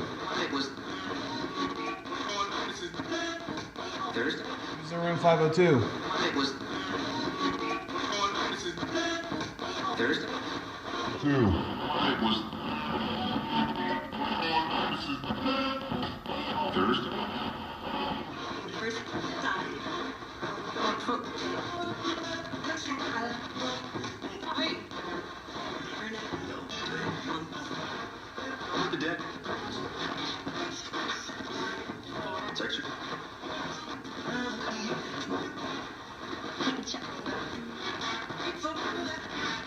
I feel fortunate that I had the chance to visit the home of serial killer Herb Baumeister. Thanks to my generous friends at No Nonsense Paranormal for inviting me. My original voiceover is included in this clip. I'll just let it play out. This next EVP, to me, is the most startling I've ever heard captured from Fox Hollow. If there could ever be one definitive piece of data to support the concept of Herb Baumeister haunting Fox Hollow Farm, this is it. Can you say who you are?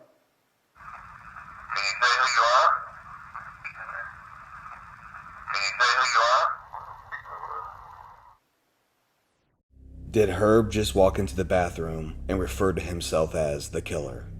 Hard to say, but what an amazing catch.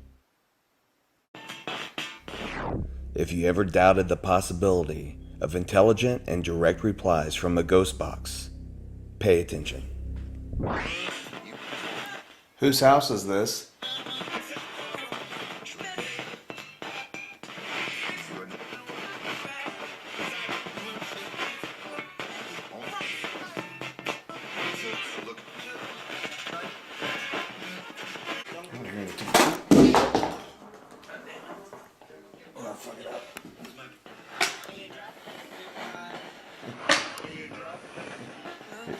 I swear you said he dropped it. I know.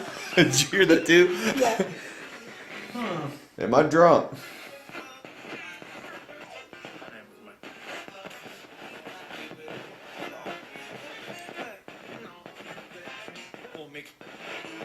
This next response goes back to my theory that when you immerse yourself into paranormal investigating and you get the attention of whatever entities we're dealing with, it starts to act like, for example, Facebook Messenger.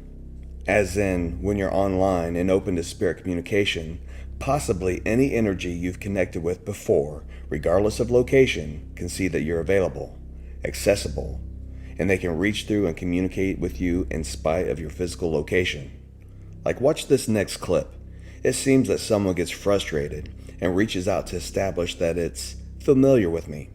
Even gives me the name of my grandson, and then reveals his name is Dixon, which I believe is Henry Dixon from the Big Tunnel in Tunnelton, Indiana, who has made himself known in multiple ITC experiments of mine that you can see right here on the Paraholics YouTube channel.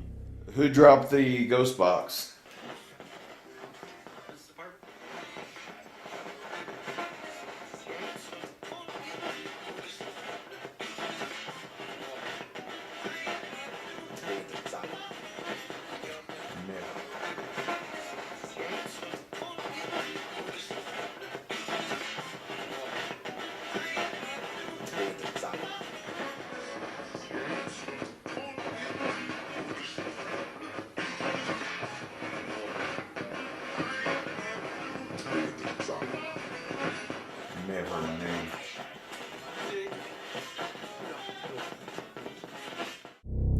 This was an unexpected treat. I did not have any crazy expectations when my friend David invited me to check out his home, but crazy is what I definitely got that evening. These clips don't even tell the half of it, and there are details referenced throughout these sessions I can't even flesh out of respect for the previous tenants who validated the replies. This first clip is with my B2 Andy's box, so conversational. So crazy the replies when I was tuning and adjusting the box. Then we used a Frank's box, which gave historically significant replies specific to the location.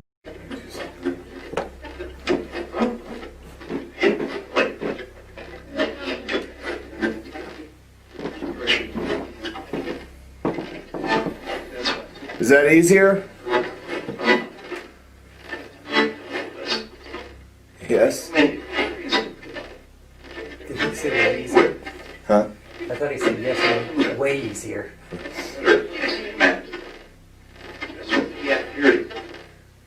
Can you see what your name is? Who's the president right now? You say Donald. Said it twice.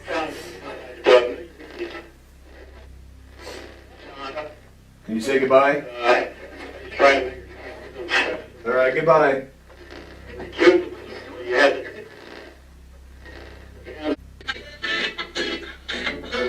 How many people are in this room? 3? 4? Who's the fourth one?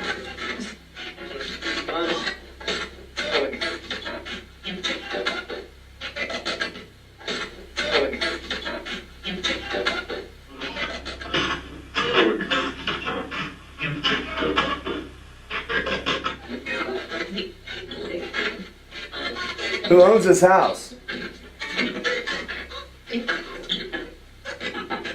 David? Who stays in this room?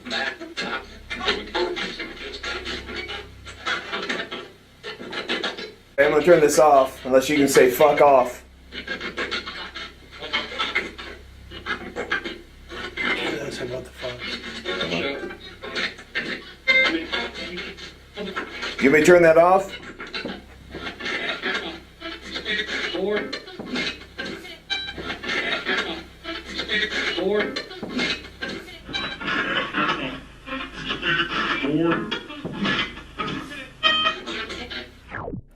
Elma, you stayed for me and then stayed in a female voice.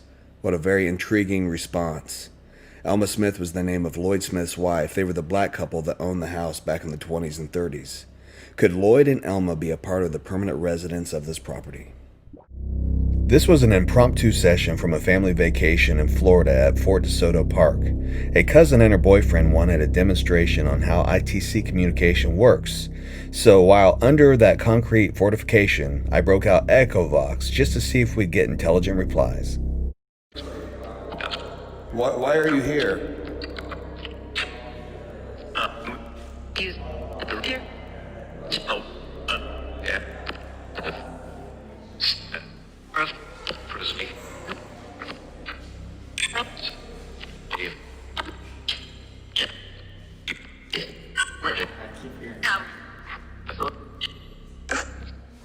Okay, can you say goodbye? We're gonna leave now.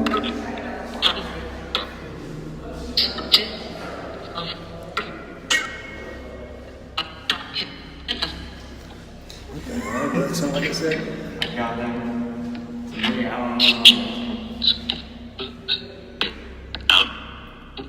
Out. All right, thank you so much. Goodbye.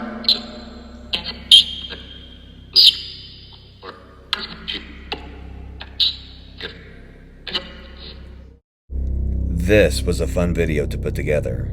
Not only did it contain footage from when myself and Aunt England visited this house, but also scenes from a second and more recent investigation. The homeowner in this case was a complete sweetheart and has recently passed. May she rest in peace. I really avoid residential cases as much as possible. Typically, there are more terrestrial issues to deal with instead of ghosts.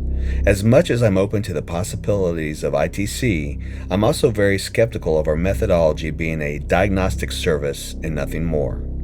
All we can provably achieve is debunking a location as not haunted because we found explainable reasons for someone's odd experiences. And if we record something unexplainable along the way, that's all it is. Unexplainable and unverifiable as a spirit, goblin, alien, angel, demon, or tooth fairy. So as I said, diagnostics, not fixer. And for those who claim that they can solve the issue, they can't prove the problem was even legitimate to then somehow make it all cured with a cherry on top. Which brings us to my skepticism on the actual influence and effectiveness of crossing over spirits and my clickbait video titled, How to Get Rid of Ghosts. So much to be said on this, but I'll get to the clip. I love when I get EVPs alongside Ghostbox replies, especially when the Ghostbox is spitting out full phrases. Keep in mind the sweep is radio, not some bullshit app either. Boom, corroborated. Do you have a message that you want to pass to someone?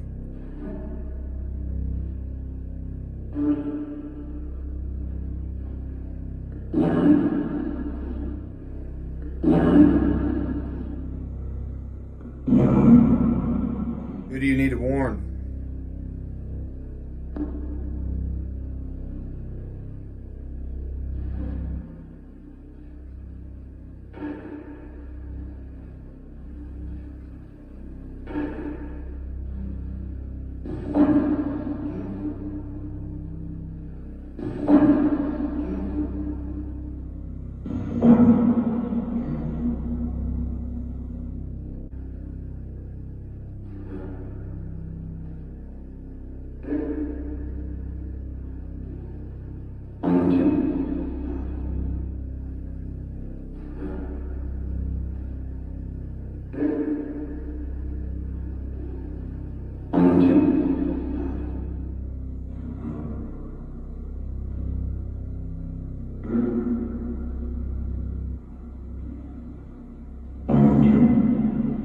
A quick cemetery live stream I did to demo the afterlife box I was looking to sell. Can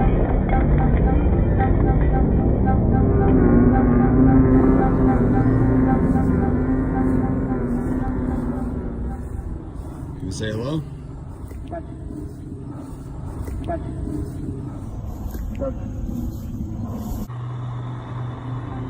Remember when I said I avoid residential cases?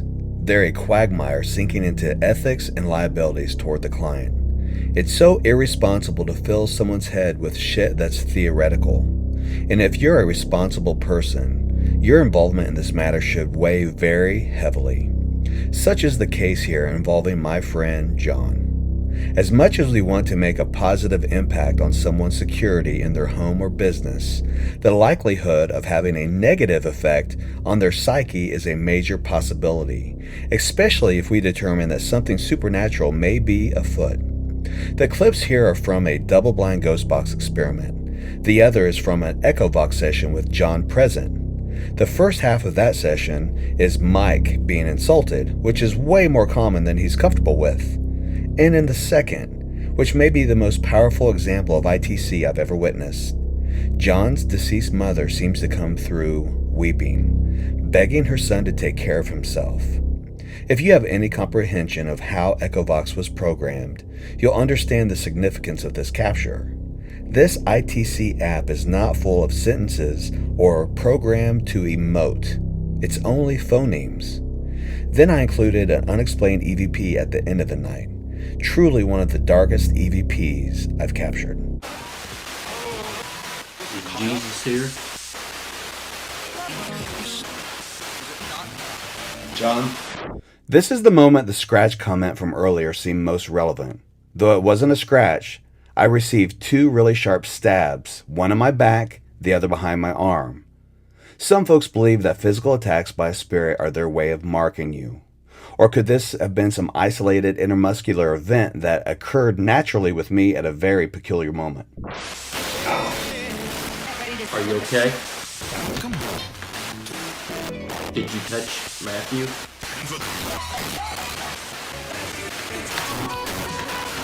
You alright? You okay? Something like jabbed me in the back of my arm. Did you jab him? John upset.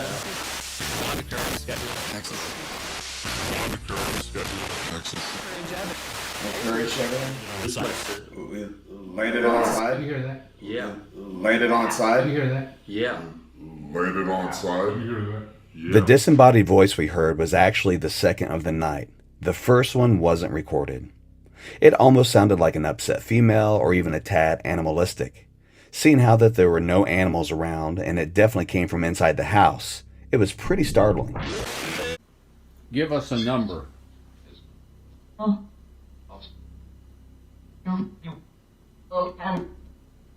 Did you hear that? What? Screw you, old man. I heard the old man part. Couldn't have been talking to me.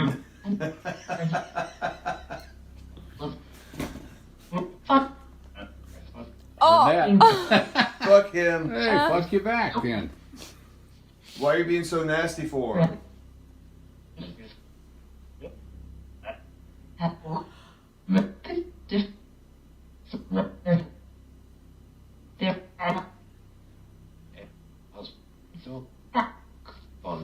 Hey, what's my name?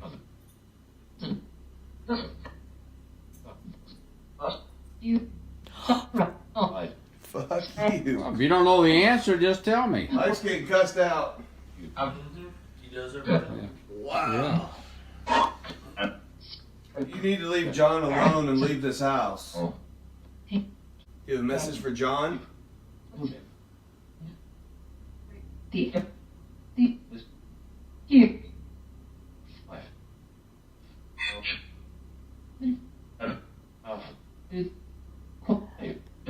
What do you want to tell him?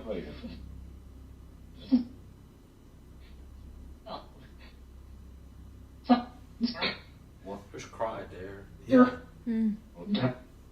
Well, you never heard that one on the Echo Box? No.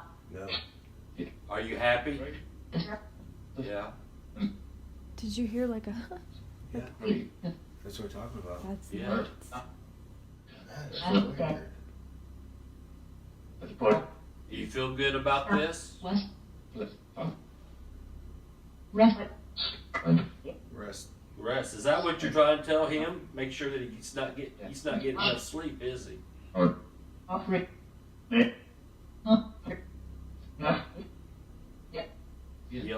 Yep. Is there any way you could help get out whatever is keeping him awake in this house? Can you help? Can you help him out?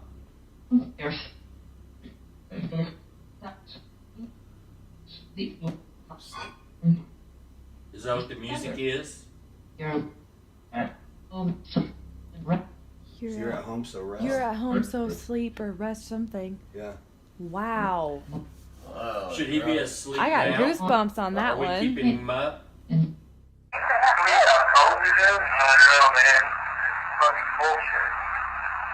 We've already had the 80s and the 80s, now it's back down to this.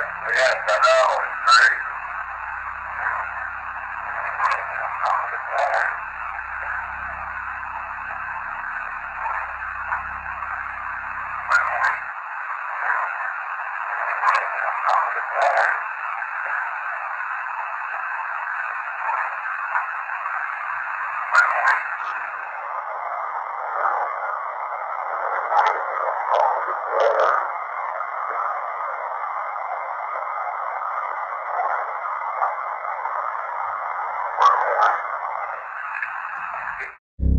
This video received an unexpected response on my channel. The title is 100% clickbait because my best evidence, especially on this video, is terrible. Even though some of the responses using the portal key from Mastercraft were cool and a couple of the EVPs were interesting, nothing presented here is mind-blowing. I barely even videoed much footage anyhow. I just wanted to immerse myself in the location and enjoy my time there. The real highlight of the video is the commentary. The commentary is where I really try to hammer out how silly and biased we are with this hobby. It's pretty funny the crazy shit we'll accept versus what we choose to reject. By this point in my paranormal career, I knew I was officially done knowing anything about the paranormal. So aggravated over fretting about a fascinating but seemingly unprovable pursuit. There's a tremendous amount of freedom one is awarded when they say, fuck it, who knows and who cares about this shit? Let's just keep it weird and be amazed. So yeah, drop your expectations and have some fun. Use it as a tool for personal growth versus making yourself one of many tools following a cult.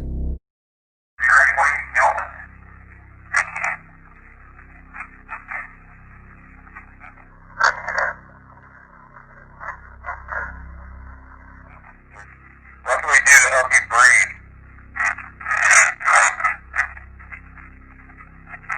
Is there any way we can help you?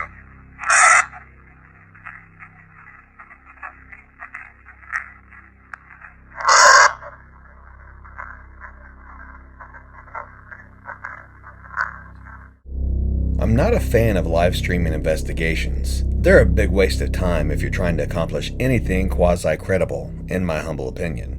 But they are fun on occasion. So on Halloween 2018, I decided to do something different. We went to the Candlelight House and ran everything from a PSP-7, a Frank's box, an AGBX3 to the B2 Andy's box, and the Lear Geo box.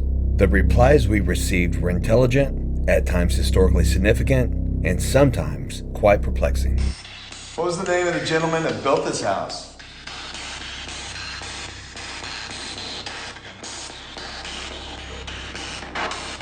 John.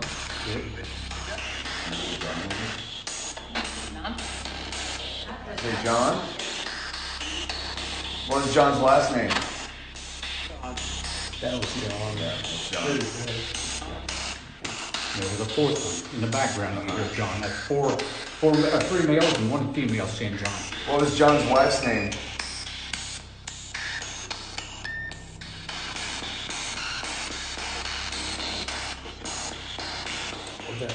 I know what I thought it said. You think it said pussy? Yeah, okay. That's hilarious.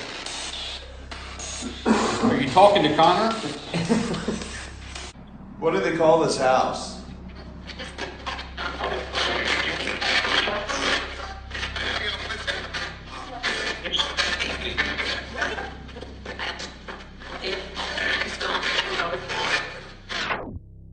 Historically speaking, this is the most significant response of the night. After all, the house was the Owens farm. The Candlelight House is just a nickname. Who needs help?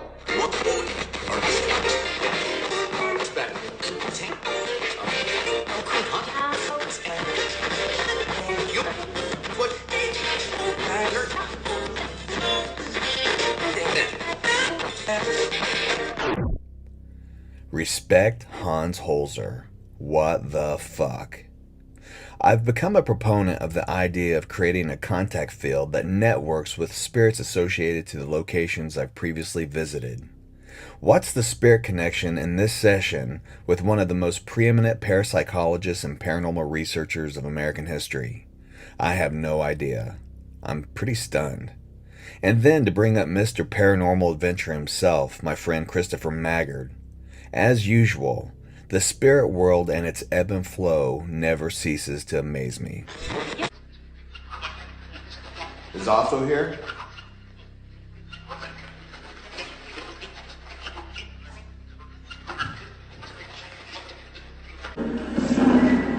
Who screamed earlier? I love this moment. Jeff is referencing an earlier EVP session where we heard a disembodied scream on the recorder.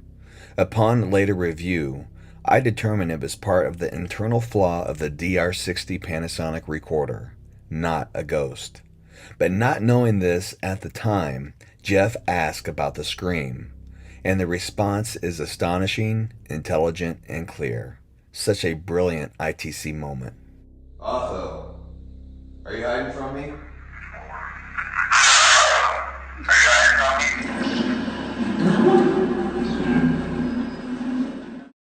A friend of mine was doing a fundraiser at this location with a little Paracon and asked me to be a guest speaker and demonstrate my ghost box collection. I had a few brief moments to go inside and run some boxes.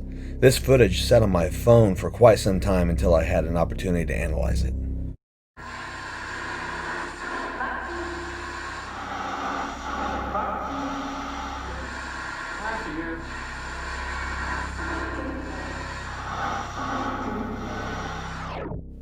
We tricked them.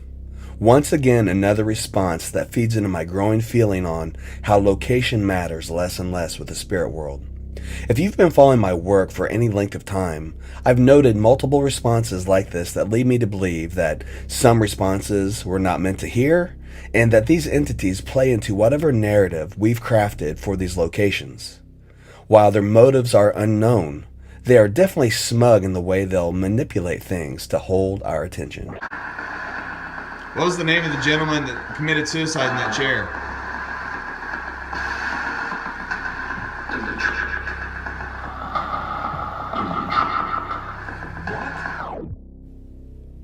Historical fact. In 2009, a man named Curtis died of a self-inflicted gunshot wound. Not that he specifically killed himself in that chair, but the event sadly happened. This is another flashback visit to the Candlelight House when Ant was stateside. This night was the most interesting and definitely my most intense time there. This is with the PRD 1000. I was trying to think of the name of Otho Pritchard's mother, which is Mary Pritchard, and the response that we received about Ant I found peculiar because he had a tad bit of a rough way to go that night in Franklin, Indiana. First he was grabbed, which scared him to death, and then his finger got burned. I think it was just the spirit's way of welcoming him to America. Is Otto's mother in this room?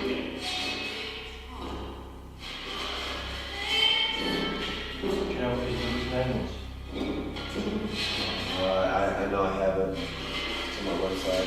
I think it's like 2 names.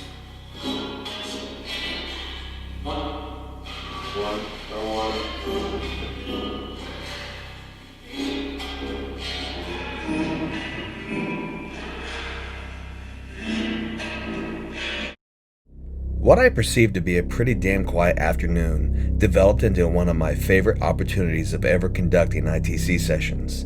The sessions at the Benton County Jail had much historical significance to the building, the town, and tragedies, especially that of Jacob Nelling and his slaying of Ada Atkinson. But the replies were so clear and so long that it made me feel I'd leveled up a ranking in my abilities to assist in facilitating this type of connection.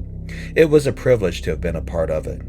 For anyone who thinks that you lose too much communication from ITC devices that utilize reverb or echo effects, or that the clarity is too distorted and you can make up any reply in your head from the distortion, what if it's just the opposite? What if with a really good box with FX like a PRD 1000, what if the effects only affect the radio chatter but the communication you're looking for comes out clearly? So when you get a true bona fide response, that's all you can determine. That's been more of my experience. It seems like with a lot of boxes with no effects, those users appear to always get replies, which if you're looking at the probabilities of any of this being true at all, the likelihood of one being more pareidolia over another begins to tilt. But so much of it goes back to the discernment of the operator, and therein will always lie the problem. All sweeping radios work with or without FX. I use both. I love both. And I'm not going to change your mind on this if you're against FX. I know, and I really don't care. And I just wish you all the luck in getting this level of Ghostbox communication with a PSP-7. We don't like punks.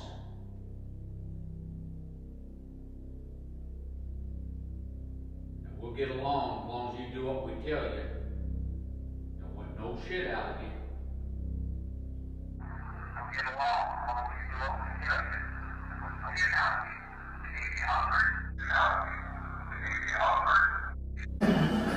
What's your name? One person.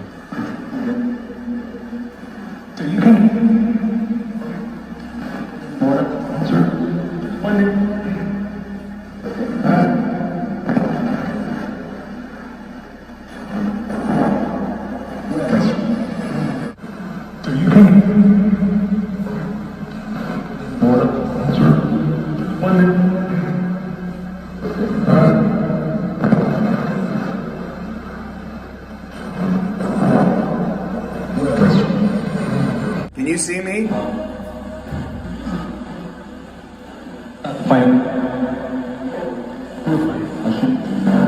You see me? Where should we go next in the jail?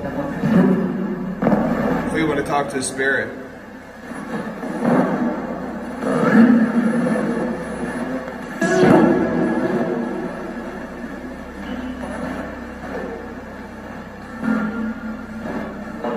Do you have any men? Right here.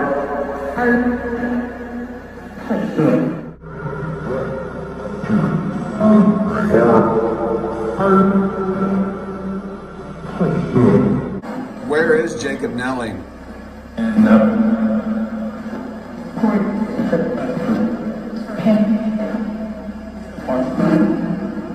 Jacob Nelling.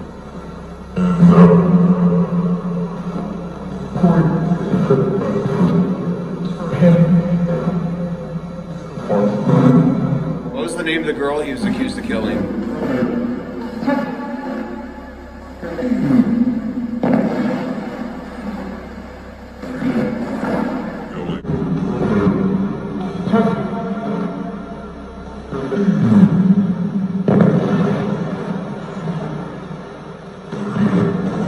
Here from the Atkinson farm.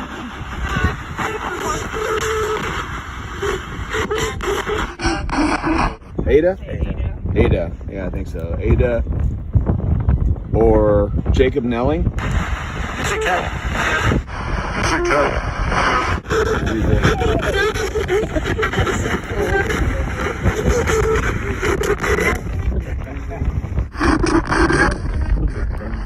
Jacob Nelling, are you here? A squawk. They're usually no. It's usually pretty.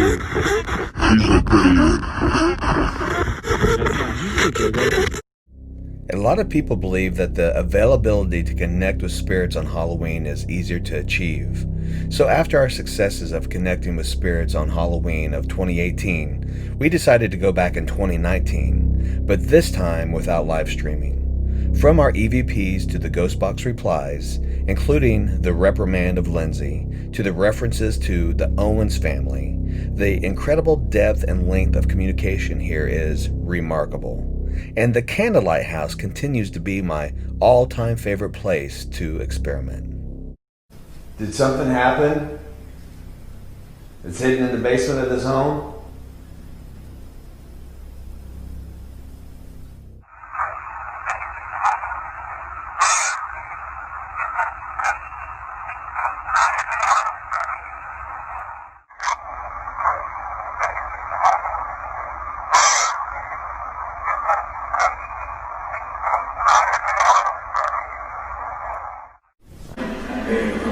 Who keeps telling us to get out?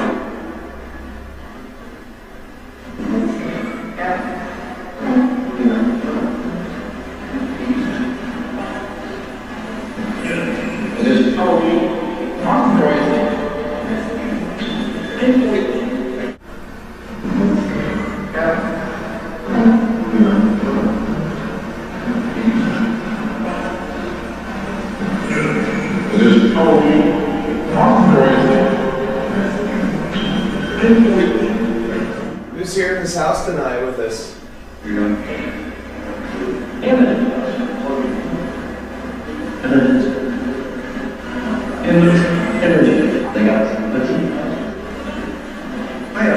In the second one,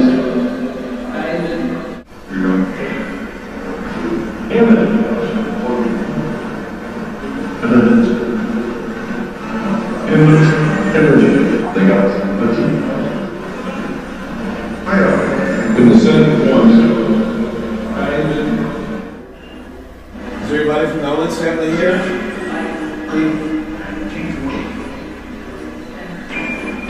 Is Cordelia here?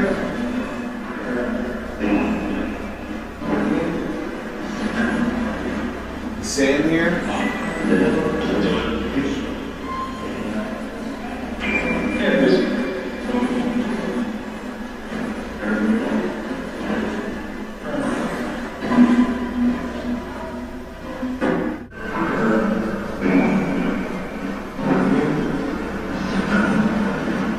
Sam here?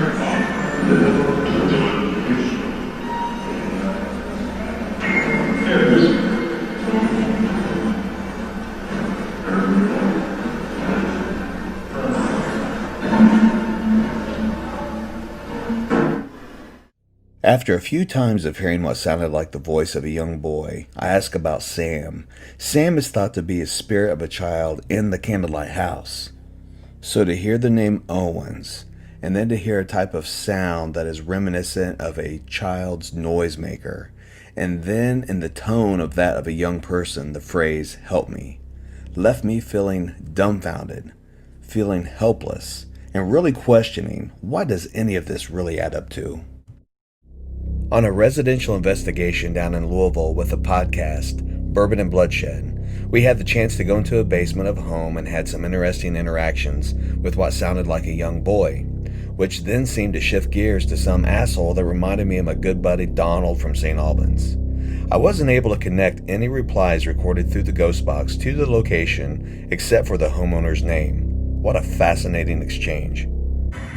All right, well, if you try to communicate, we appreciate it. Thank you.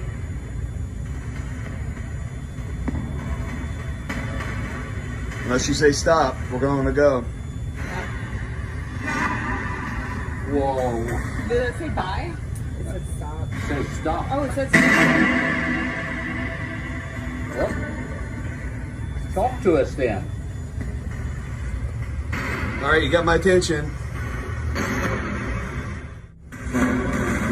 So can you tell us what your name is?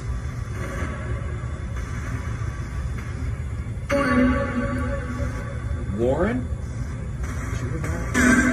Yeah? That's the same voice. Yeah. Do you stay in this house, Warren?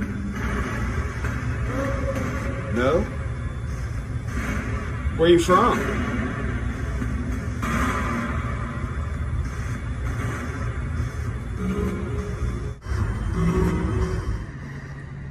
Why are you here?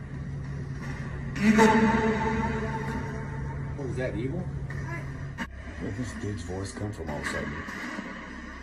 What's your name, guy?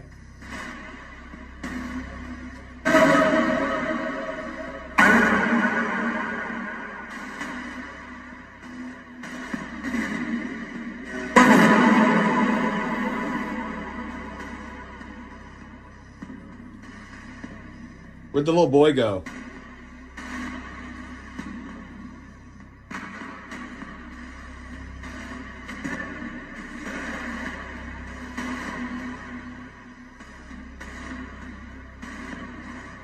Be quiet again. Okay, we're going to move to somewhere warmer. I hope you enjoyed this excursion through the Paraholics channel. This is a longer video than I had anticipated, but I hope it at least built upon itself with thought-provoking information and a foundation for why at least I find ITC experiments to be a credible pursuit in the paranormal field. Just know that not all ITC researchers or ghost box experimenters are created equal. Like most hobbies, anybody can get involved, including a lot of silly people. So please be careful and discerning from where you get your information so you don't become silly yourself, including accepting info from me. Don't become a bandwagoner, an echo chamber of someone else's ego. If someone gives their opinion on the subject, don't just blindly adopt their stance as fact without exploring the information for yourself and informing your own opinion. Even though there are no experts, experience does matter, and if you find amazing mentors, and they're out there, your personal exploration will still always have the biggest impact on your understanding, especially in the paranormal. Your experience might be vastly different from someone else's. That doesn't make anybody more right or more wrong, but nobody is perfect. You just hope that if you come across one of those silly people, that if they're using delusions in their methodology, they'll eventually find a better path or their way out. And if spirit boxes don't work for some people and they dismiss them, don't worry about it. There's probably a good reason why they don't get communication, and it's not based in their version of science. Anything they produce isn't 100% bulletproof evidence either. You must form your own opinions from your own successes and failures. You must be willing to admit when you're wrong or have made a mistake. My work is full of fuck-ups, but it's been my willingness to be open to them that has allowed me to grow. In the paranormal, truths can vary from person to person due to our own personal intentions, mental strengths and weaknesses, and our individual susceptibility and openness to weird energies. With 2020 being a shit show so far, what's next for Paraholics? My plan is to continue to perform more ITC research, probably more focused on controlled sessions in a set environment, less on haunted locations, which is something that I've not experimented too much with. I want to further explore theories of when audio from our devices actually gets manipulated into replies. Is it before the radio frequencies enter the ghost box? Does the manipulation happen inside the ghost box? Or does the communication come through when the audio leaves the spirit box speaker and then gets altered before it hits our ears or separate recording devices? And what are we truly communicating with anyway? I do believe a location's tragic history seems to impact communication, but does that mean it's always a stuck ghost? Could it be aliens, interdimensional beings, time slips, and we're actually communicating to our future selves? Does some energy psychically bridge the gap between our thoughts into the machines? Or is this all just Sasquatch mating calls? We seem to capture moments that support all of these scenarios. Can we find a way to parse out their origins through the influx of perceived communication?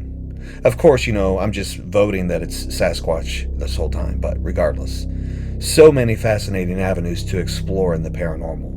And ITC affords such crazy diversity to experiment in. I always feel sorry for people who are not curious about anything. Isn't it amazing that we have the ability to wander and question the meaning behind all the possibilities in our human experience?